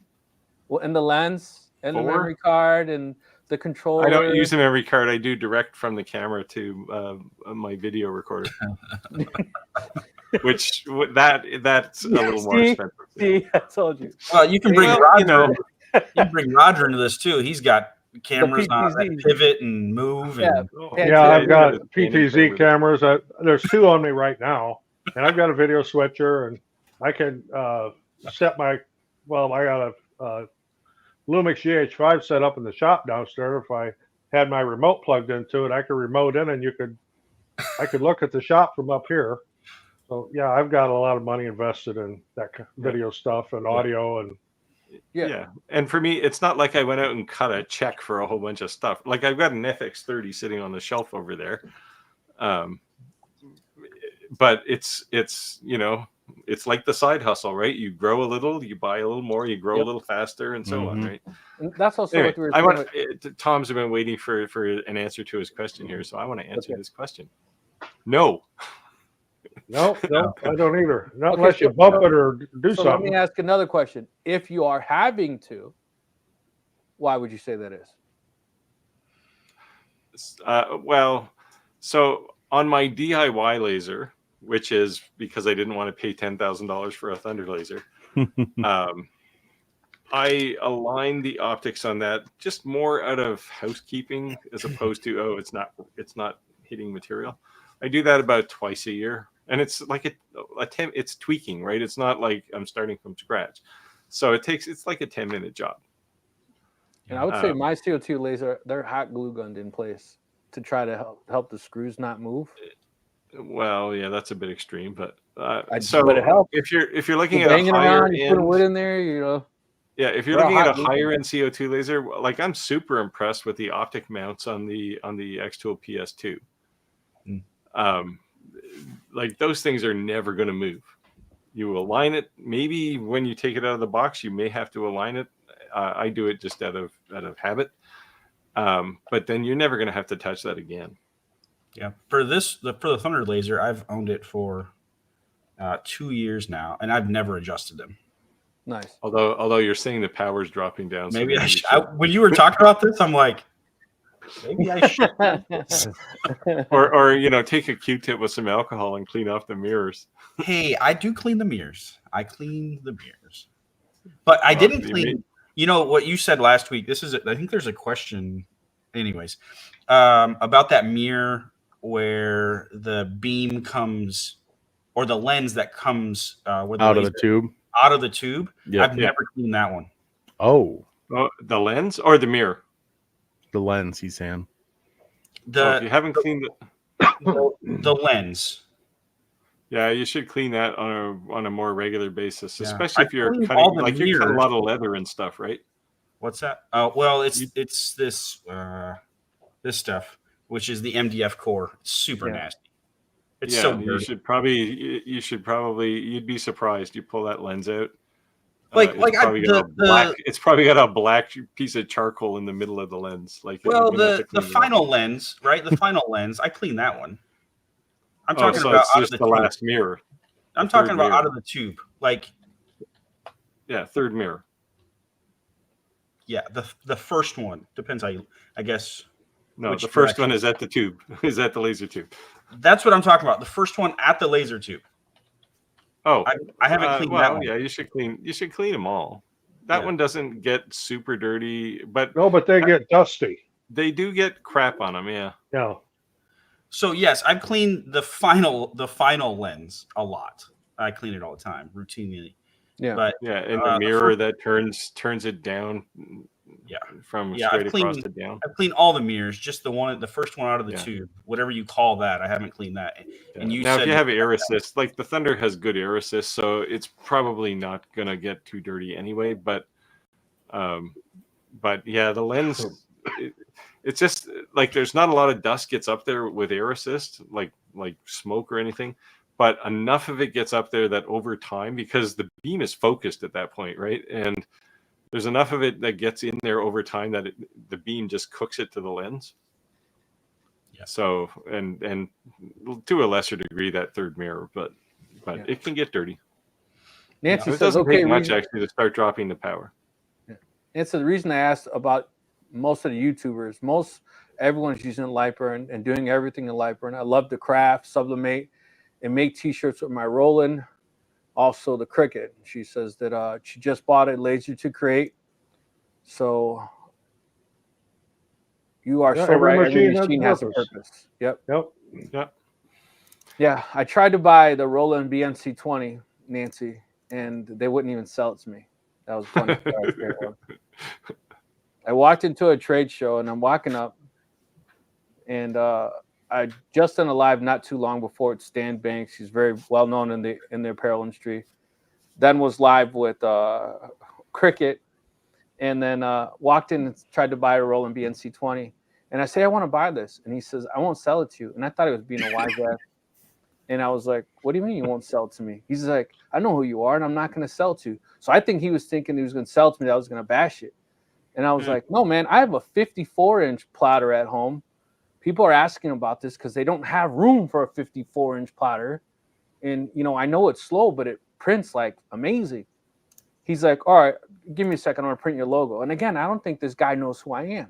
He goes online, literally downloads the Rick's 2 cents little font thing I have, and prints out one Rick's 2 cents on a BNC20 that's like you're watching paint dry. And then he takes the 54 and he prints like 12. And I'm like, dude, how do you compare 3,500 to like 20 grand? Like, there's no, like, come on. I'm like, come on, man. And they had a big sale because it was during the trade show. I'm like, come on, dude. And I literally had like, here you go. Here's the money. Ring it up. He's like, nah, man, I won't sell it to you. It was crazy. Yeah. So like, whatever. So I didn't buy it. But I tried. Said Clack knows what's up. I guess that stirred up some. I got a little riled up from that comment. I wanted that thing. Looked pretty cool. Start with a 5.5 watt laser. There you go. Chris said, if I can't do a job, I refer them someone who can. That usually gets me back work you can. And there's nothing wrong with outsourcing. You don't always just push off a customer. Sometimes even if you make no money, it doesn't matter. They're going to come back for something else because you may just outright lose that customer, something that you could do. That's all I'm saying. It cost me $300 just to see if I want something, if I want to do it. That's why you probably start with a diode laser. It's not for everybody, and I could say truthfully, none of us are saying it's a get rich quick scheme.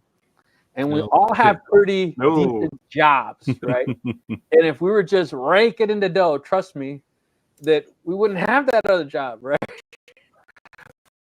Or if you get to the point, it is your full-time job. It took you a little while. It just didn't happen overnight. You didn't buy your machine quick because it's an ATM. Yeah. I mean, this is my full-time job. So how long did it take you?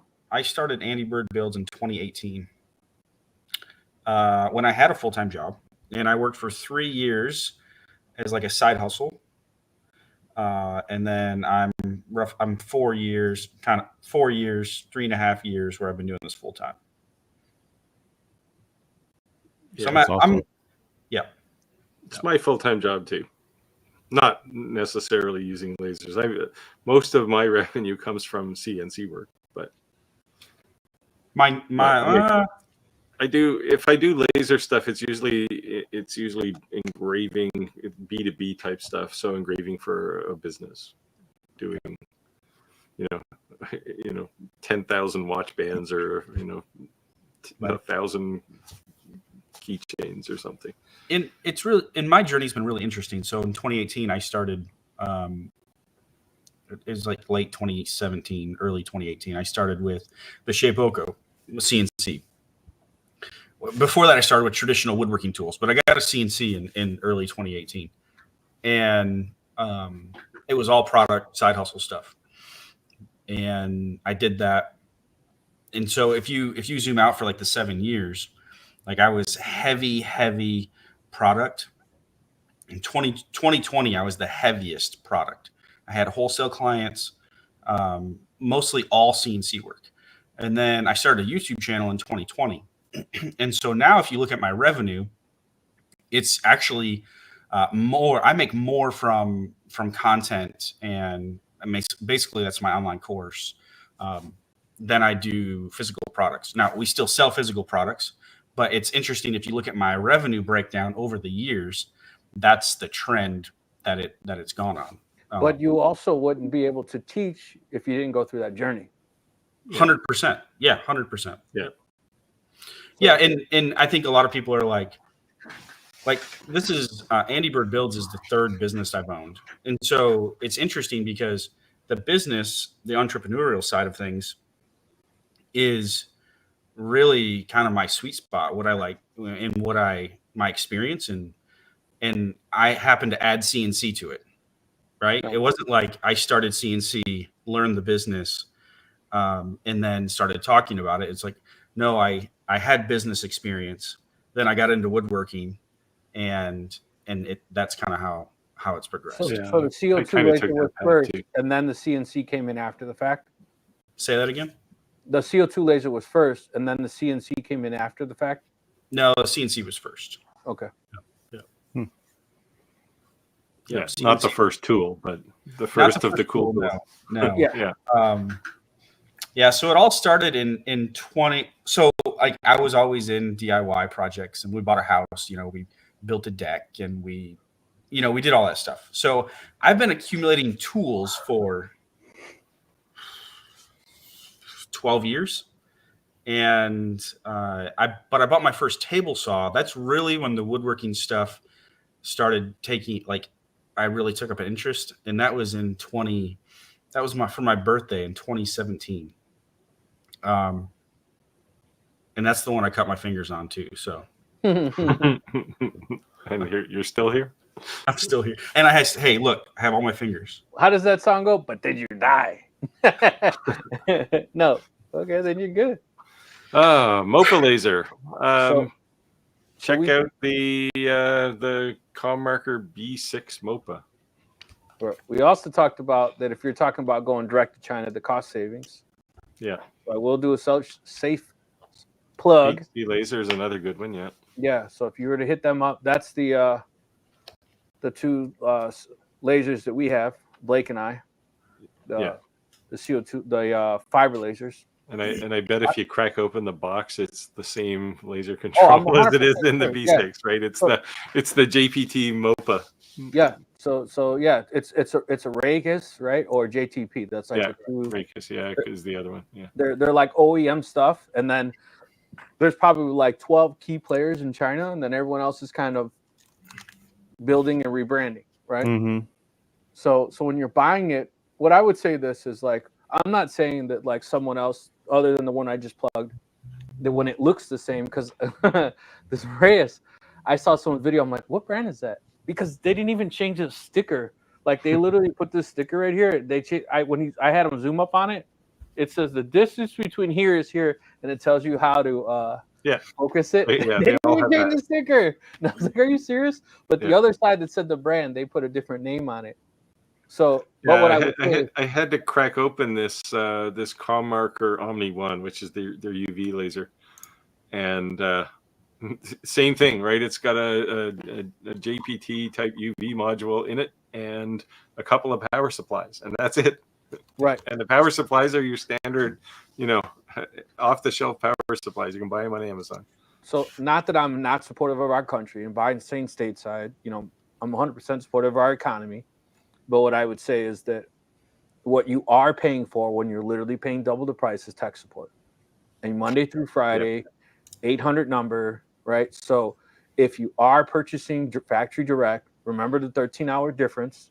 There's not going to be a number you can call. You can email, maybe Facebook. However, if they are an established Chinese company that established in the United States, they'll have a huge Facebook group or maybe multiple Facebook groups. So they may be able to help you, but the community is way more powerful than them because, they've built that client base, and you have a problem, somebody's going to help you. So just, go on Facebook and Google it, or search it. And if they don't have any kind of Facebook groups or following, probably not a good idea, unless you're really tech savvy and you don't care, you're just going for the bottom of the barrel price and you don't need help, and that's a different story. Right? Yep. I think that's a good way to put it. Mm-hmm.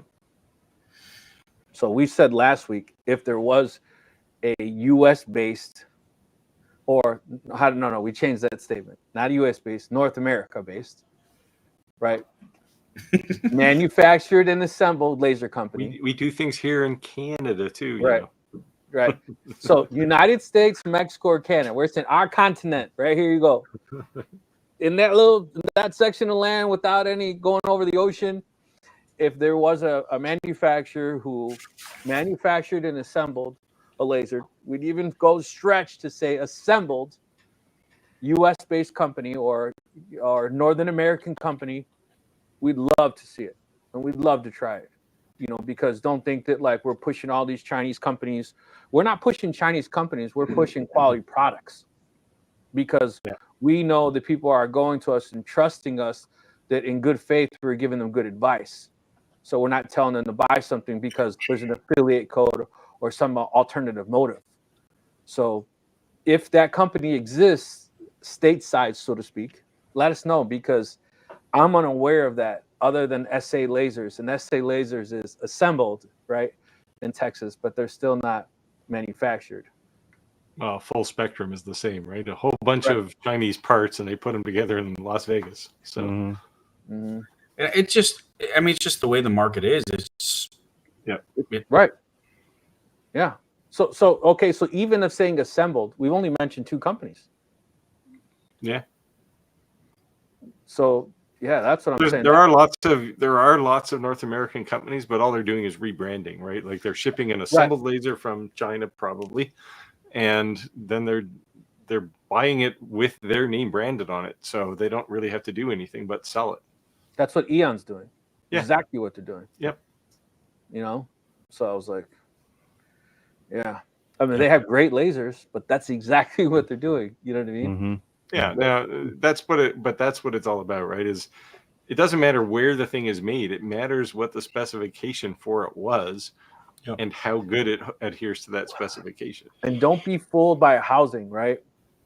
Because someone can have something made in China with the same housing, and they're doing that intentionally because you recognize from Facebook or from online that housing, but the internal components could be totally different. Mm-hmm. You're seeing Blake's green CO2, so you're like, oh, it's a green box. Oh, it's Blake's CO2. And you go buy it and you're like, well, this sucks. There's some trickery in that, because you're recognizing that. So just be aware of that too. Yeah, for sure. Chris said Chinese laser industry is based the same time zone as me. Makes life much easier. Yeah, that you're definitely lucky for that one. Yeah. Yeah, the Australians and New Zealanders, they get to have tech support that's much closer to them. Yeah, Alan said tech support and community on Facebook. Exactly. Yeah. That's huge. And a lot of them do. Like Acmer has a really big community. xTool certainly does. Longer has a great community out there. So, they're out there. Right. But yeah, if you send a message to some support link on a website that happens to be for a Chinese company, you're not going to hear back until tomorrow, right? 24 hours later. and that's just a time zone thing. Yeah, and Roger, even on the 3D printers, when he's talked about it, I won't say names, but he has said, hey, certain 3D printers he's purchased, they're great, but they're not going to help you, right? And then there's certain ones that are. No, I'll say the name because everybody knows Creality's tech support is horrible. Yeah, I certainly Regarding wouldn't, 3D printing, wouldn't it's just argue with absolutely that. horrible. Yeah, It's horrible. If you're good at tinkering and you know the machines, and I've got a lot of Creality printers because I know how to work on them. I know what all the little flaws are and how to fix them. But yeah, if you want support from them, yeah, not so much. Yeah, everything is made in China. Yeah, Jay, she joined us last week and got Roger really, really red.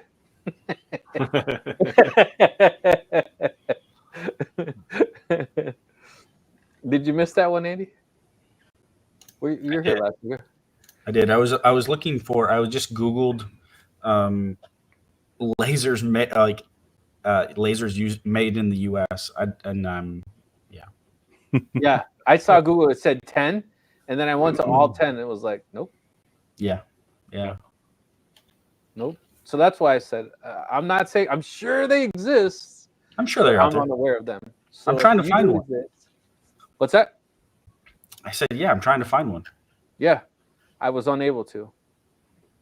So yeah, and it's and there's a difference between made in North America and assembled in North America too, right? Yeah. So, like I said, Full Spectrum is, they're getting boxes full of parts sent from China, and they're putting them together in Las Vegas.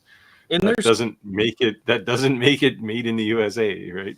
Yeah, and there's nothing wrong with that. I mean, it's world economies and how they work. Except that you're getting essentially the same laser, but the labor to put it together costs 10 times as much. Yes, and that's so why it's going to be a more expensive laser. Or you're getting the same laser, but somebody else is rebranding it, and you're paying twice the price. So if that's the case, right?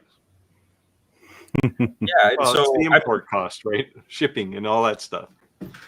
I mean, Toyotas are assembled.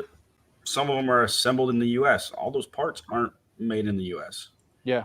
No. But I think it's interesting. Not so much. Dodge Rams are assembled in Mexico. Yeah, I think it's an interesting thought, though. If someone has some sort of technical background and they want to make money with a laser, like Blake has obviously proven it. Like you could save $5,000 and get the same result, and make as much money as someone with a Thunder laser at a craft fair. But you've got to be prepared to be. Now there is support, there is a warranty. I could not believe how many extra parts I got. I got limit switches, I got the shutoff switch, I got belts, I got lenses. I mean, I've got a whole box of stuff that I've almost never. I didn't have to align my mirrors for 2 years. So you got extra parts. There were like extra parts. Like, where did these go? No, well, they're just. I think they just sent replacements. But it's like a piece of IKEA furniture. You always got. How did I get 14 extra screws? That's fine. No, it was planned, but they were really great. I had questions sometimes, and they were very quick to answer. I really. Now, I would not suggest. Now, you guys, yeah, sure, go ahead, get into it. You guys can handle it. But, if you're somebody who is, crafting and you're looking to expand what you're doing, no, it's not for you. Buy get a Thunder, have that person on the other end of a phone when you call somebody right away. That support is definitely worth something. Now, this one's for Roger. $7,000. No, I mean, I would buy this one again tomorrow. Yeah, and so I that's what I said. I said someone with some technical experience, or has the time, to deal with that, or wants to deal with it. And the potential pitfalls are there. It's possible for that person. I built my own too, but I got a whole bunch of parts from China, and the difference was I could pick the best parts, right? I didn't have to pick some shoddy collection of things, And when it's broken, I know how it was put together because I designed it, so it's easy for me to fix. So I have essentially no downtime. Hey, we found it wasn't manufactured in North America, but I mean, Steve is up there assembling lasers in North America. Yeah, I'm not going to sell them to anybody though. It's too much work.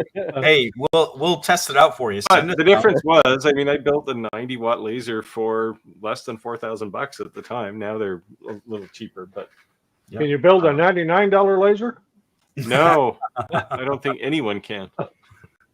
Hey, 2 years They ago, can sell a $99 laser, but it probably isn't really a laser. so if I remember, next week I'm going to bring it with me. I still have it, I think. Are you gonna do a giveaway? That would be so awesome. And right now, give away something that you know those give away something you've engraved with it. Just some ghostly shape on a piece of plywood. There you go. I still get comments. Does this thing still work? I'm like, oh my goodness. I'm telling you, I'm not lying. I shared it. So It's probably coming from you. yeah, I shared it. So I thought it was so hilarious.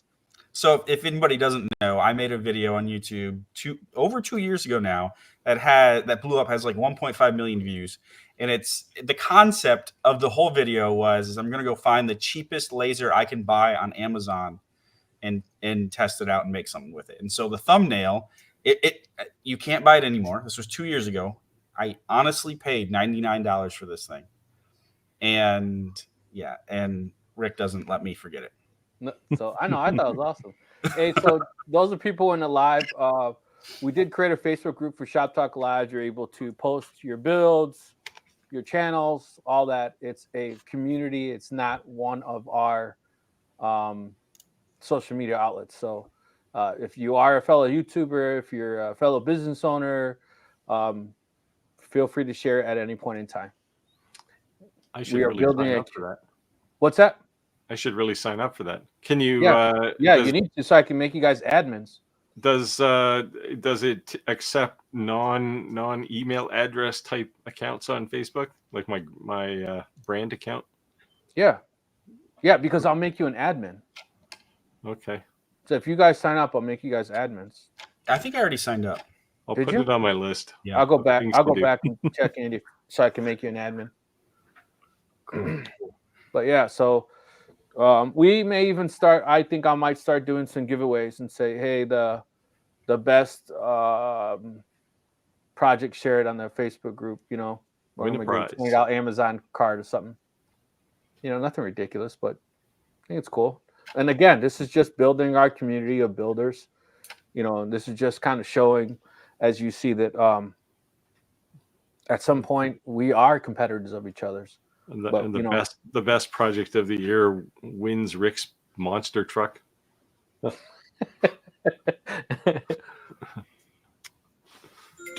we have the capacity to do a giveaway right now? Like if I was going to give away a mixed pack of hat clips? Yeah. Yes. Could we do like old school, like everybody picks a number or something? No, we have a tool. We've got technology. Okay. We have a tool, so let me get it opened. And all right, so let's announce this, everyone. Did you just call Andy a tool? What? Yeah, he did. Blake, I don't have your. If you want to jump on this, these are the rules we have. So what am I jumping on? I need you to write in the comments your YouTube channel. Look, Clayton, he's already on it. Clayton, don't start yet. I haven't started the tool yet. He's just warming up, loosening up in the bullpen. Hey, while we're waiting, what about Epilogue? They say that they're made in the U.S. I just found. Don't get me started on Epilogue. I don't even want to talk about them. I'm doing some research. That's all I'm doing. Did you guys hear about FabTech like 2 weeks ago in Florida? No, what they do? What happened? It was insane. It was a conference, biggest conference I've ever been to. Day one, I walked 8 miles. Oh wow! And I only finished 1 of 9 floors. Doesn't sound like fun. No, it was a lot of fun. I mean, there were lasers, CNCs, Epilogue was there, SA Laser, Blake, boss. did you post your No, channel? I didn't know. I thought you were talking to me about not posting right away. No. I need you to post your YouTube channel in the comments so I can copy and paste it. Okay. Oh wow, I don't know why it just did that. I hit enter once. Well, Okay, then everybody can see it for sure. Great Yeah, Lakes there's Supply. no excuse now. Hold on. Great Lakes Laser Supply. Let me find it really quick. But I'm not going to get into it in a public forum. Never mind. It's just too Yeah. soon. I literally talked to them on the phone like yesterday. Epilogue. Yeah. So anyway, are they truly made in the US? Do you know? So I got like inside of the fiber laser. I mean, it's the components are the same as everybody else's from what I could tell. Gotcha. Same with their combo machine. That's the CO2 fiber combo. You only have 4 subscribers? Oh man, we're gonna fix that. I today. just started 2 weeks ago. I like literally 2 weeks ago started YouTube. Okay, so double hold on. your subscriber count. So we know you started at 4, so we'll see what happens after this.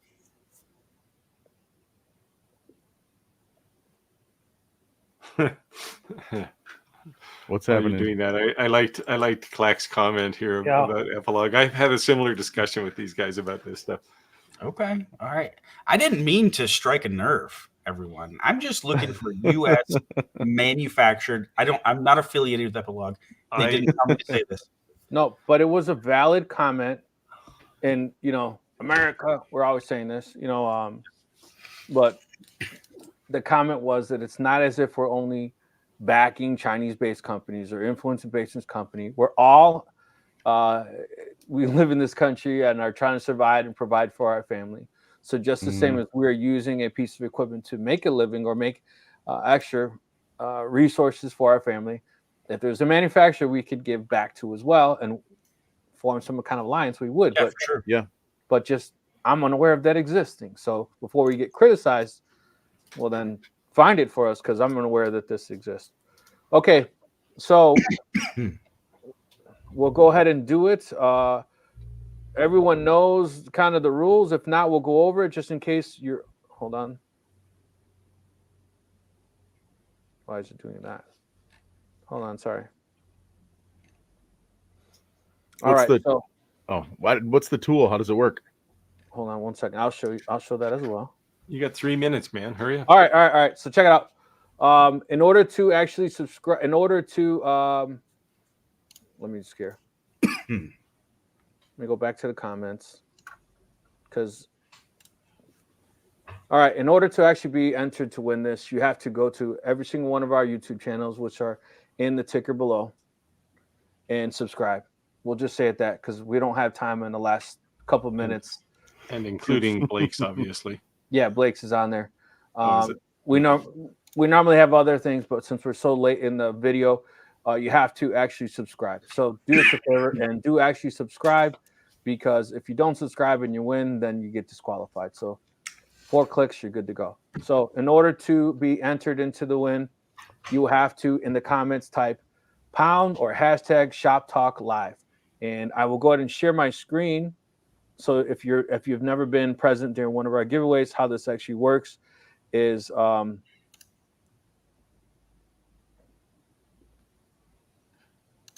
okay. We are allowing multiple drawings. So as you start typing, it's already going. As you start typing ShopTalkLive into the comments, it's automatically going to start entering you into it. So if you want to copy and paste it 100 times, we don't care. And let's be honest. No space, Larry. No space. Yeah. Yeah, no space. ShopTalkLive. And once you get it, put it on your clipboard and keep pasting, because that's what Clayton's doing. Now, Give what's away the prize? What's a the pack, prize? a mixed pack of hat clips, or variety pack, I guess I should say. All right, so I'm gonna hide our. So they are a variety of colors. They can be engraved with a CO2 laser, diode laser, fiber laser, UV laser. We sell these along with our hats, and they have been an awesome add-on. So I'm giving away a mixed pack. It's got at least 5 different colors in here for you to try out and test of hat clips. So if you sell hats, they're a great add-on for those. don't sell hats. Like Steve mentioned, he just sold a bunch of keychains before we went live, and like, damn, I could have probably sold those too. You know what I mean? Well, they're for a company, so they're probably not much use to you. Yeah, but yeah, you know what I mean. So keep them coming, keep them coming. I see the comments flooding. We're actually at 8:30. We'll give it to 2 minutes after to give people a chance. Decent amount of people in the live. And given my history on that, I also made just a handful of cork coasters, and they were at a conference. Well, what do you think went first? Oh, really? Keychains. Look, see that, Roger? All this smack talking about the coasters, and he's in back. Well, now I do a good job out of EVA foam. So yeah, these high-end bars like them slate coasters. Shop Talk Live, keep them coming, keep them coming. It's going to be a short draw. It's already 10, well, whatever hour it is for you, but 31 minutes past the hour. Yeah, it's 8:31 my time. So we'll give it one more minute. Shop Talk Live, keep it in. Look at Clayton. Clayton's competing heavy hard on that one. Oh, he's got some competition, though. Larry's pounding it here. Come on, guys. Come on. Keep them coming. Keep them coming. So, Blake, this will also help your algorithm big time. Awesome. Thanks. I appreciate it. Yeah. So we got 1 minute left. 1 minute left. Keep them coming. Yeah, I looked at some analytics on my channel the other day, and I see typical video get like 40, 50 comments, and then there's these live streams that get like hundreds. Yeah. Oh, that was when we gave something away. Yeah. I did not stream this. I didn't know how long it was going to go, so I had never streamed this to my channel. Oh, that sucks. Well, actually, if you log into StreamYard, I'm there now. Recorded, and you can download it and upload it to your video. To your channel. From right there, you can share it to your channel right now. Actually, would the whole video though go there after? Yes. Oh, yes. Okay, I didn't know that. Does it? Yeah, because he'll go live, but it'll still be the back history. Oh, that's right. Yeah. Okay. Yeah. All right, we're at time. So let me go ahead and share the screen, and then we will draw. You didn't enter this time, did you, Rick? No, I did not. I know. I was looking at them thinking I should enter. That's a good price. That's why I shared Clayton's post. Here we go. Let's go. Ooh. Oh, there we go. What number Zach got? Man, he was right there. Good job, Paul. And for Clayton's benefit, he only entered once. That's so mean. Paul, are you building? Paul, are you in the building? Clayton's learned to use keyboard shortcuts though.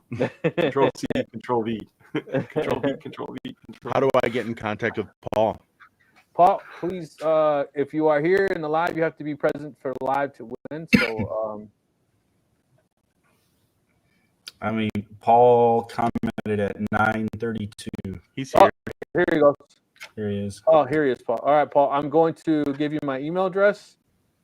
If you didn't already, I'm going to give you till tomorrow morning to make sure that you are subscribers. I'm being fair because we were kind of did it last minute. I'm going to give you till tomorrow morning to make sure that you are already subscribed to all of our channels.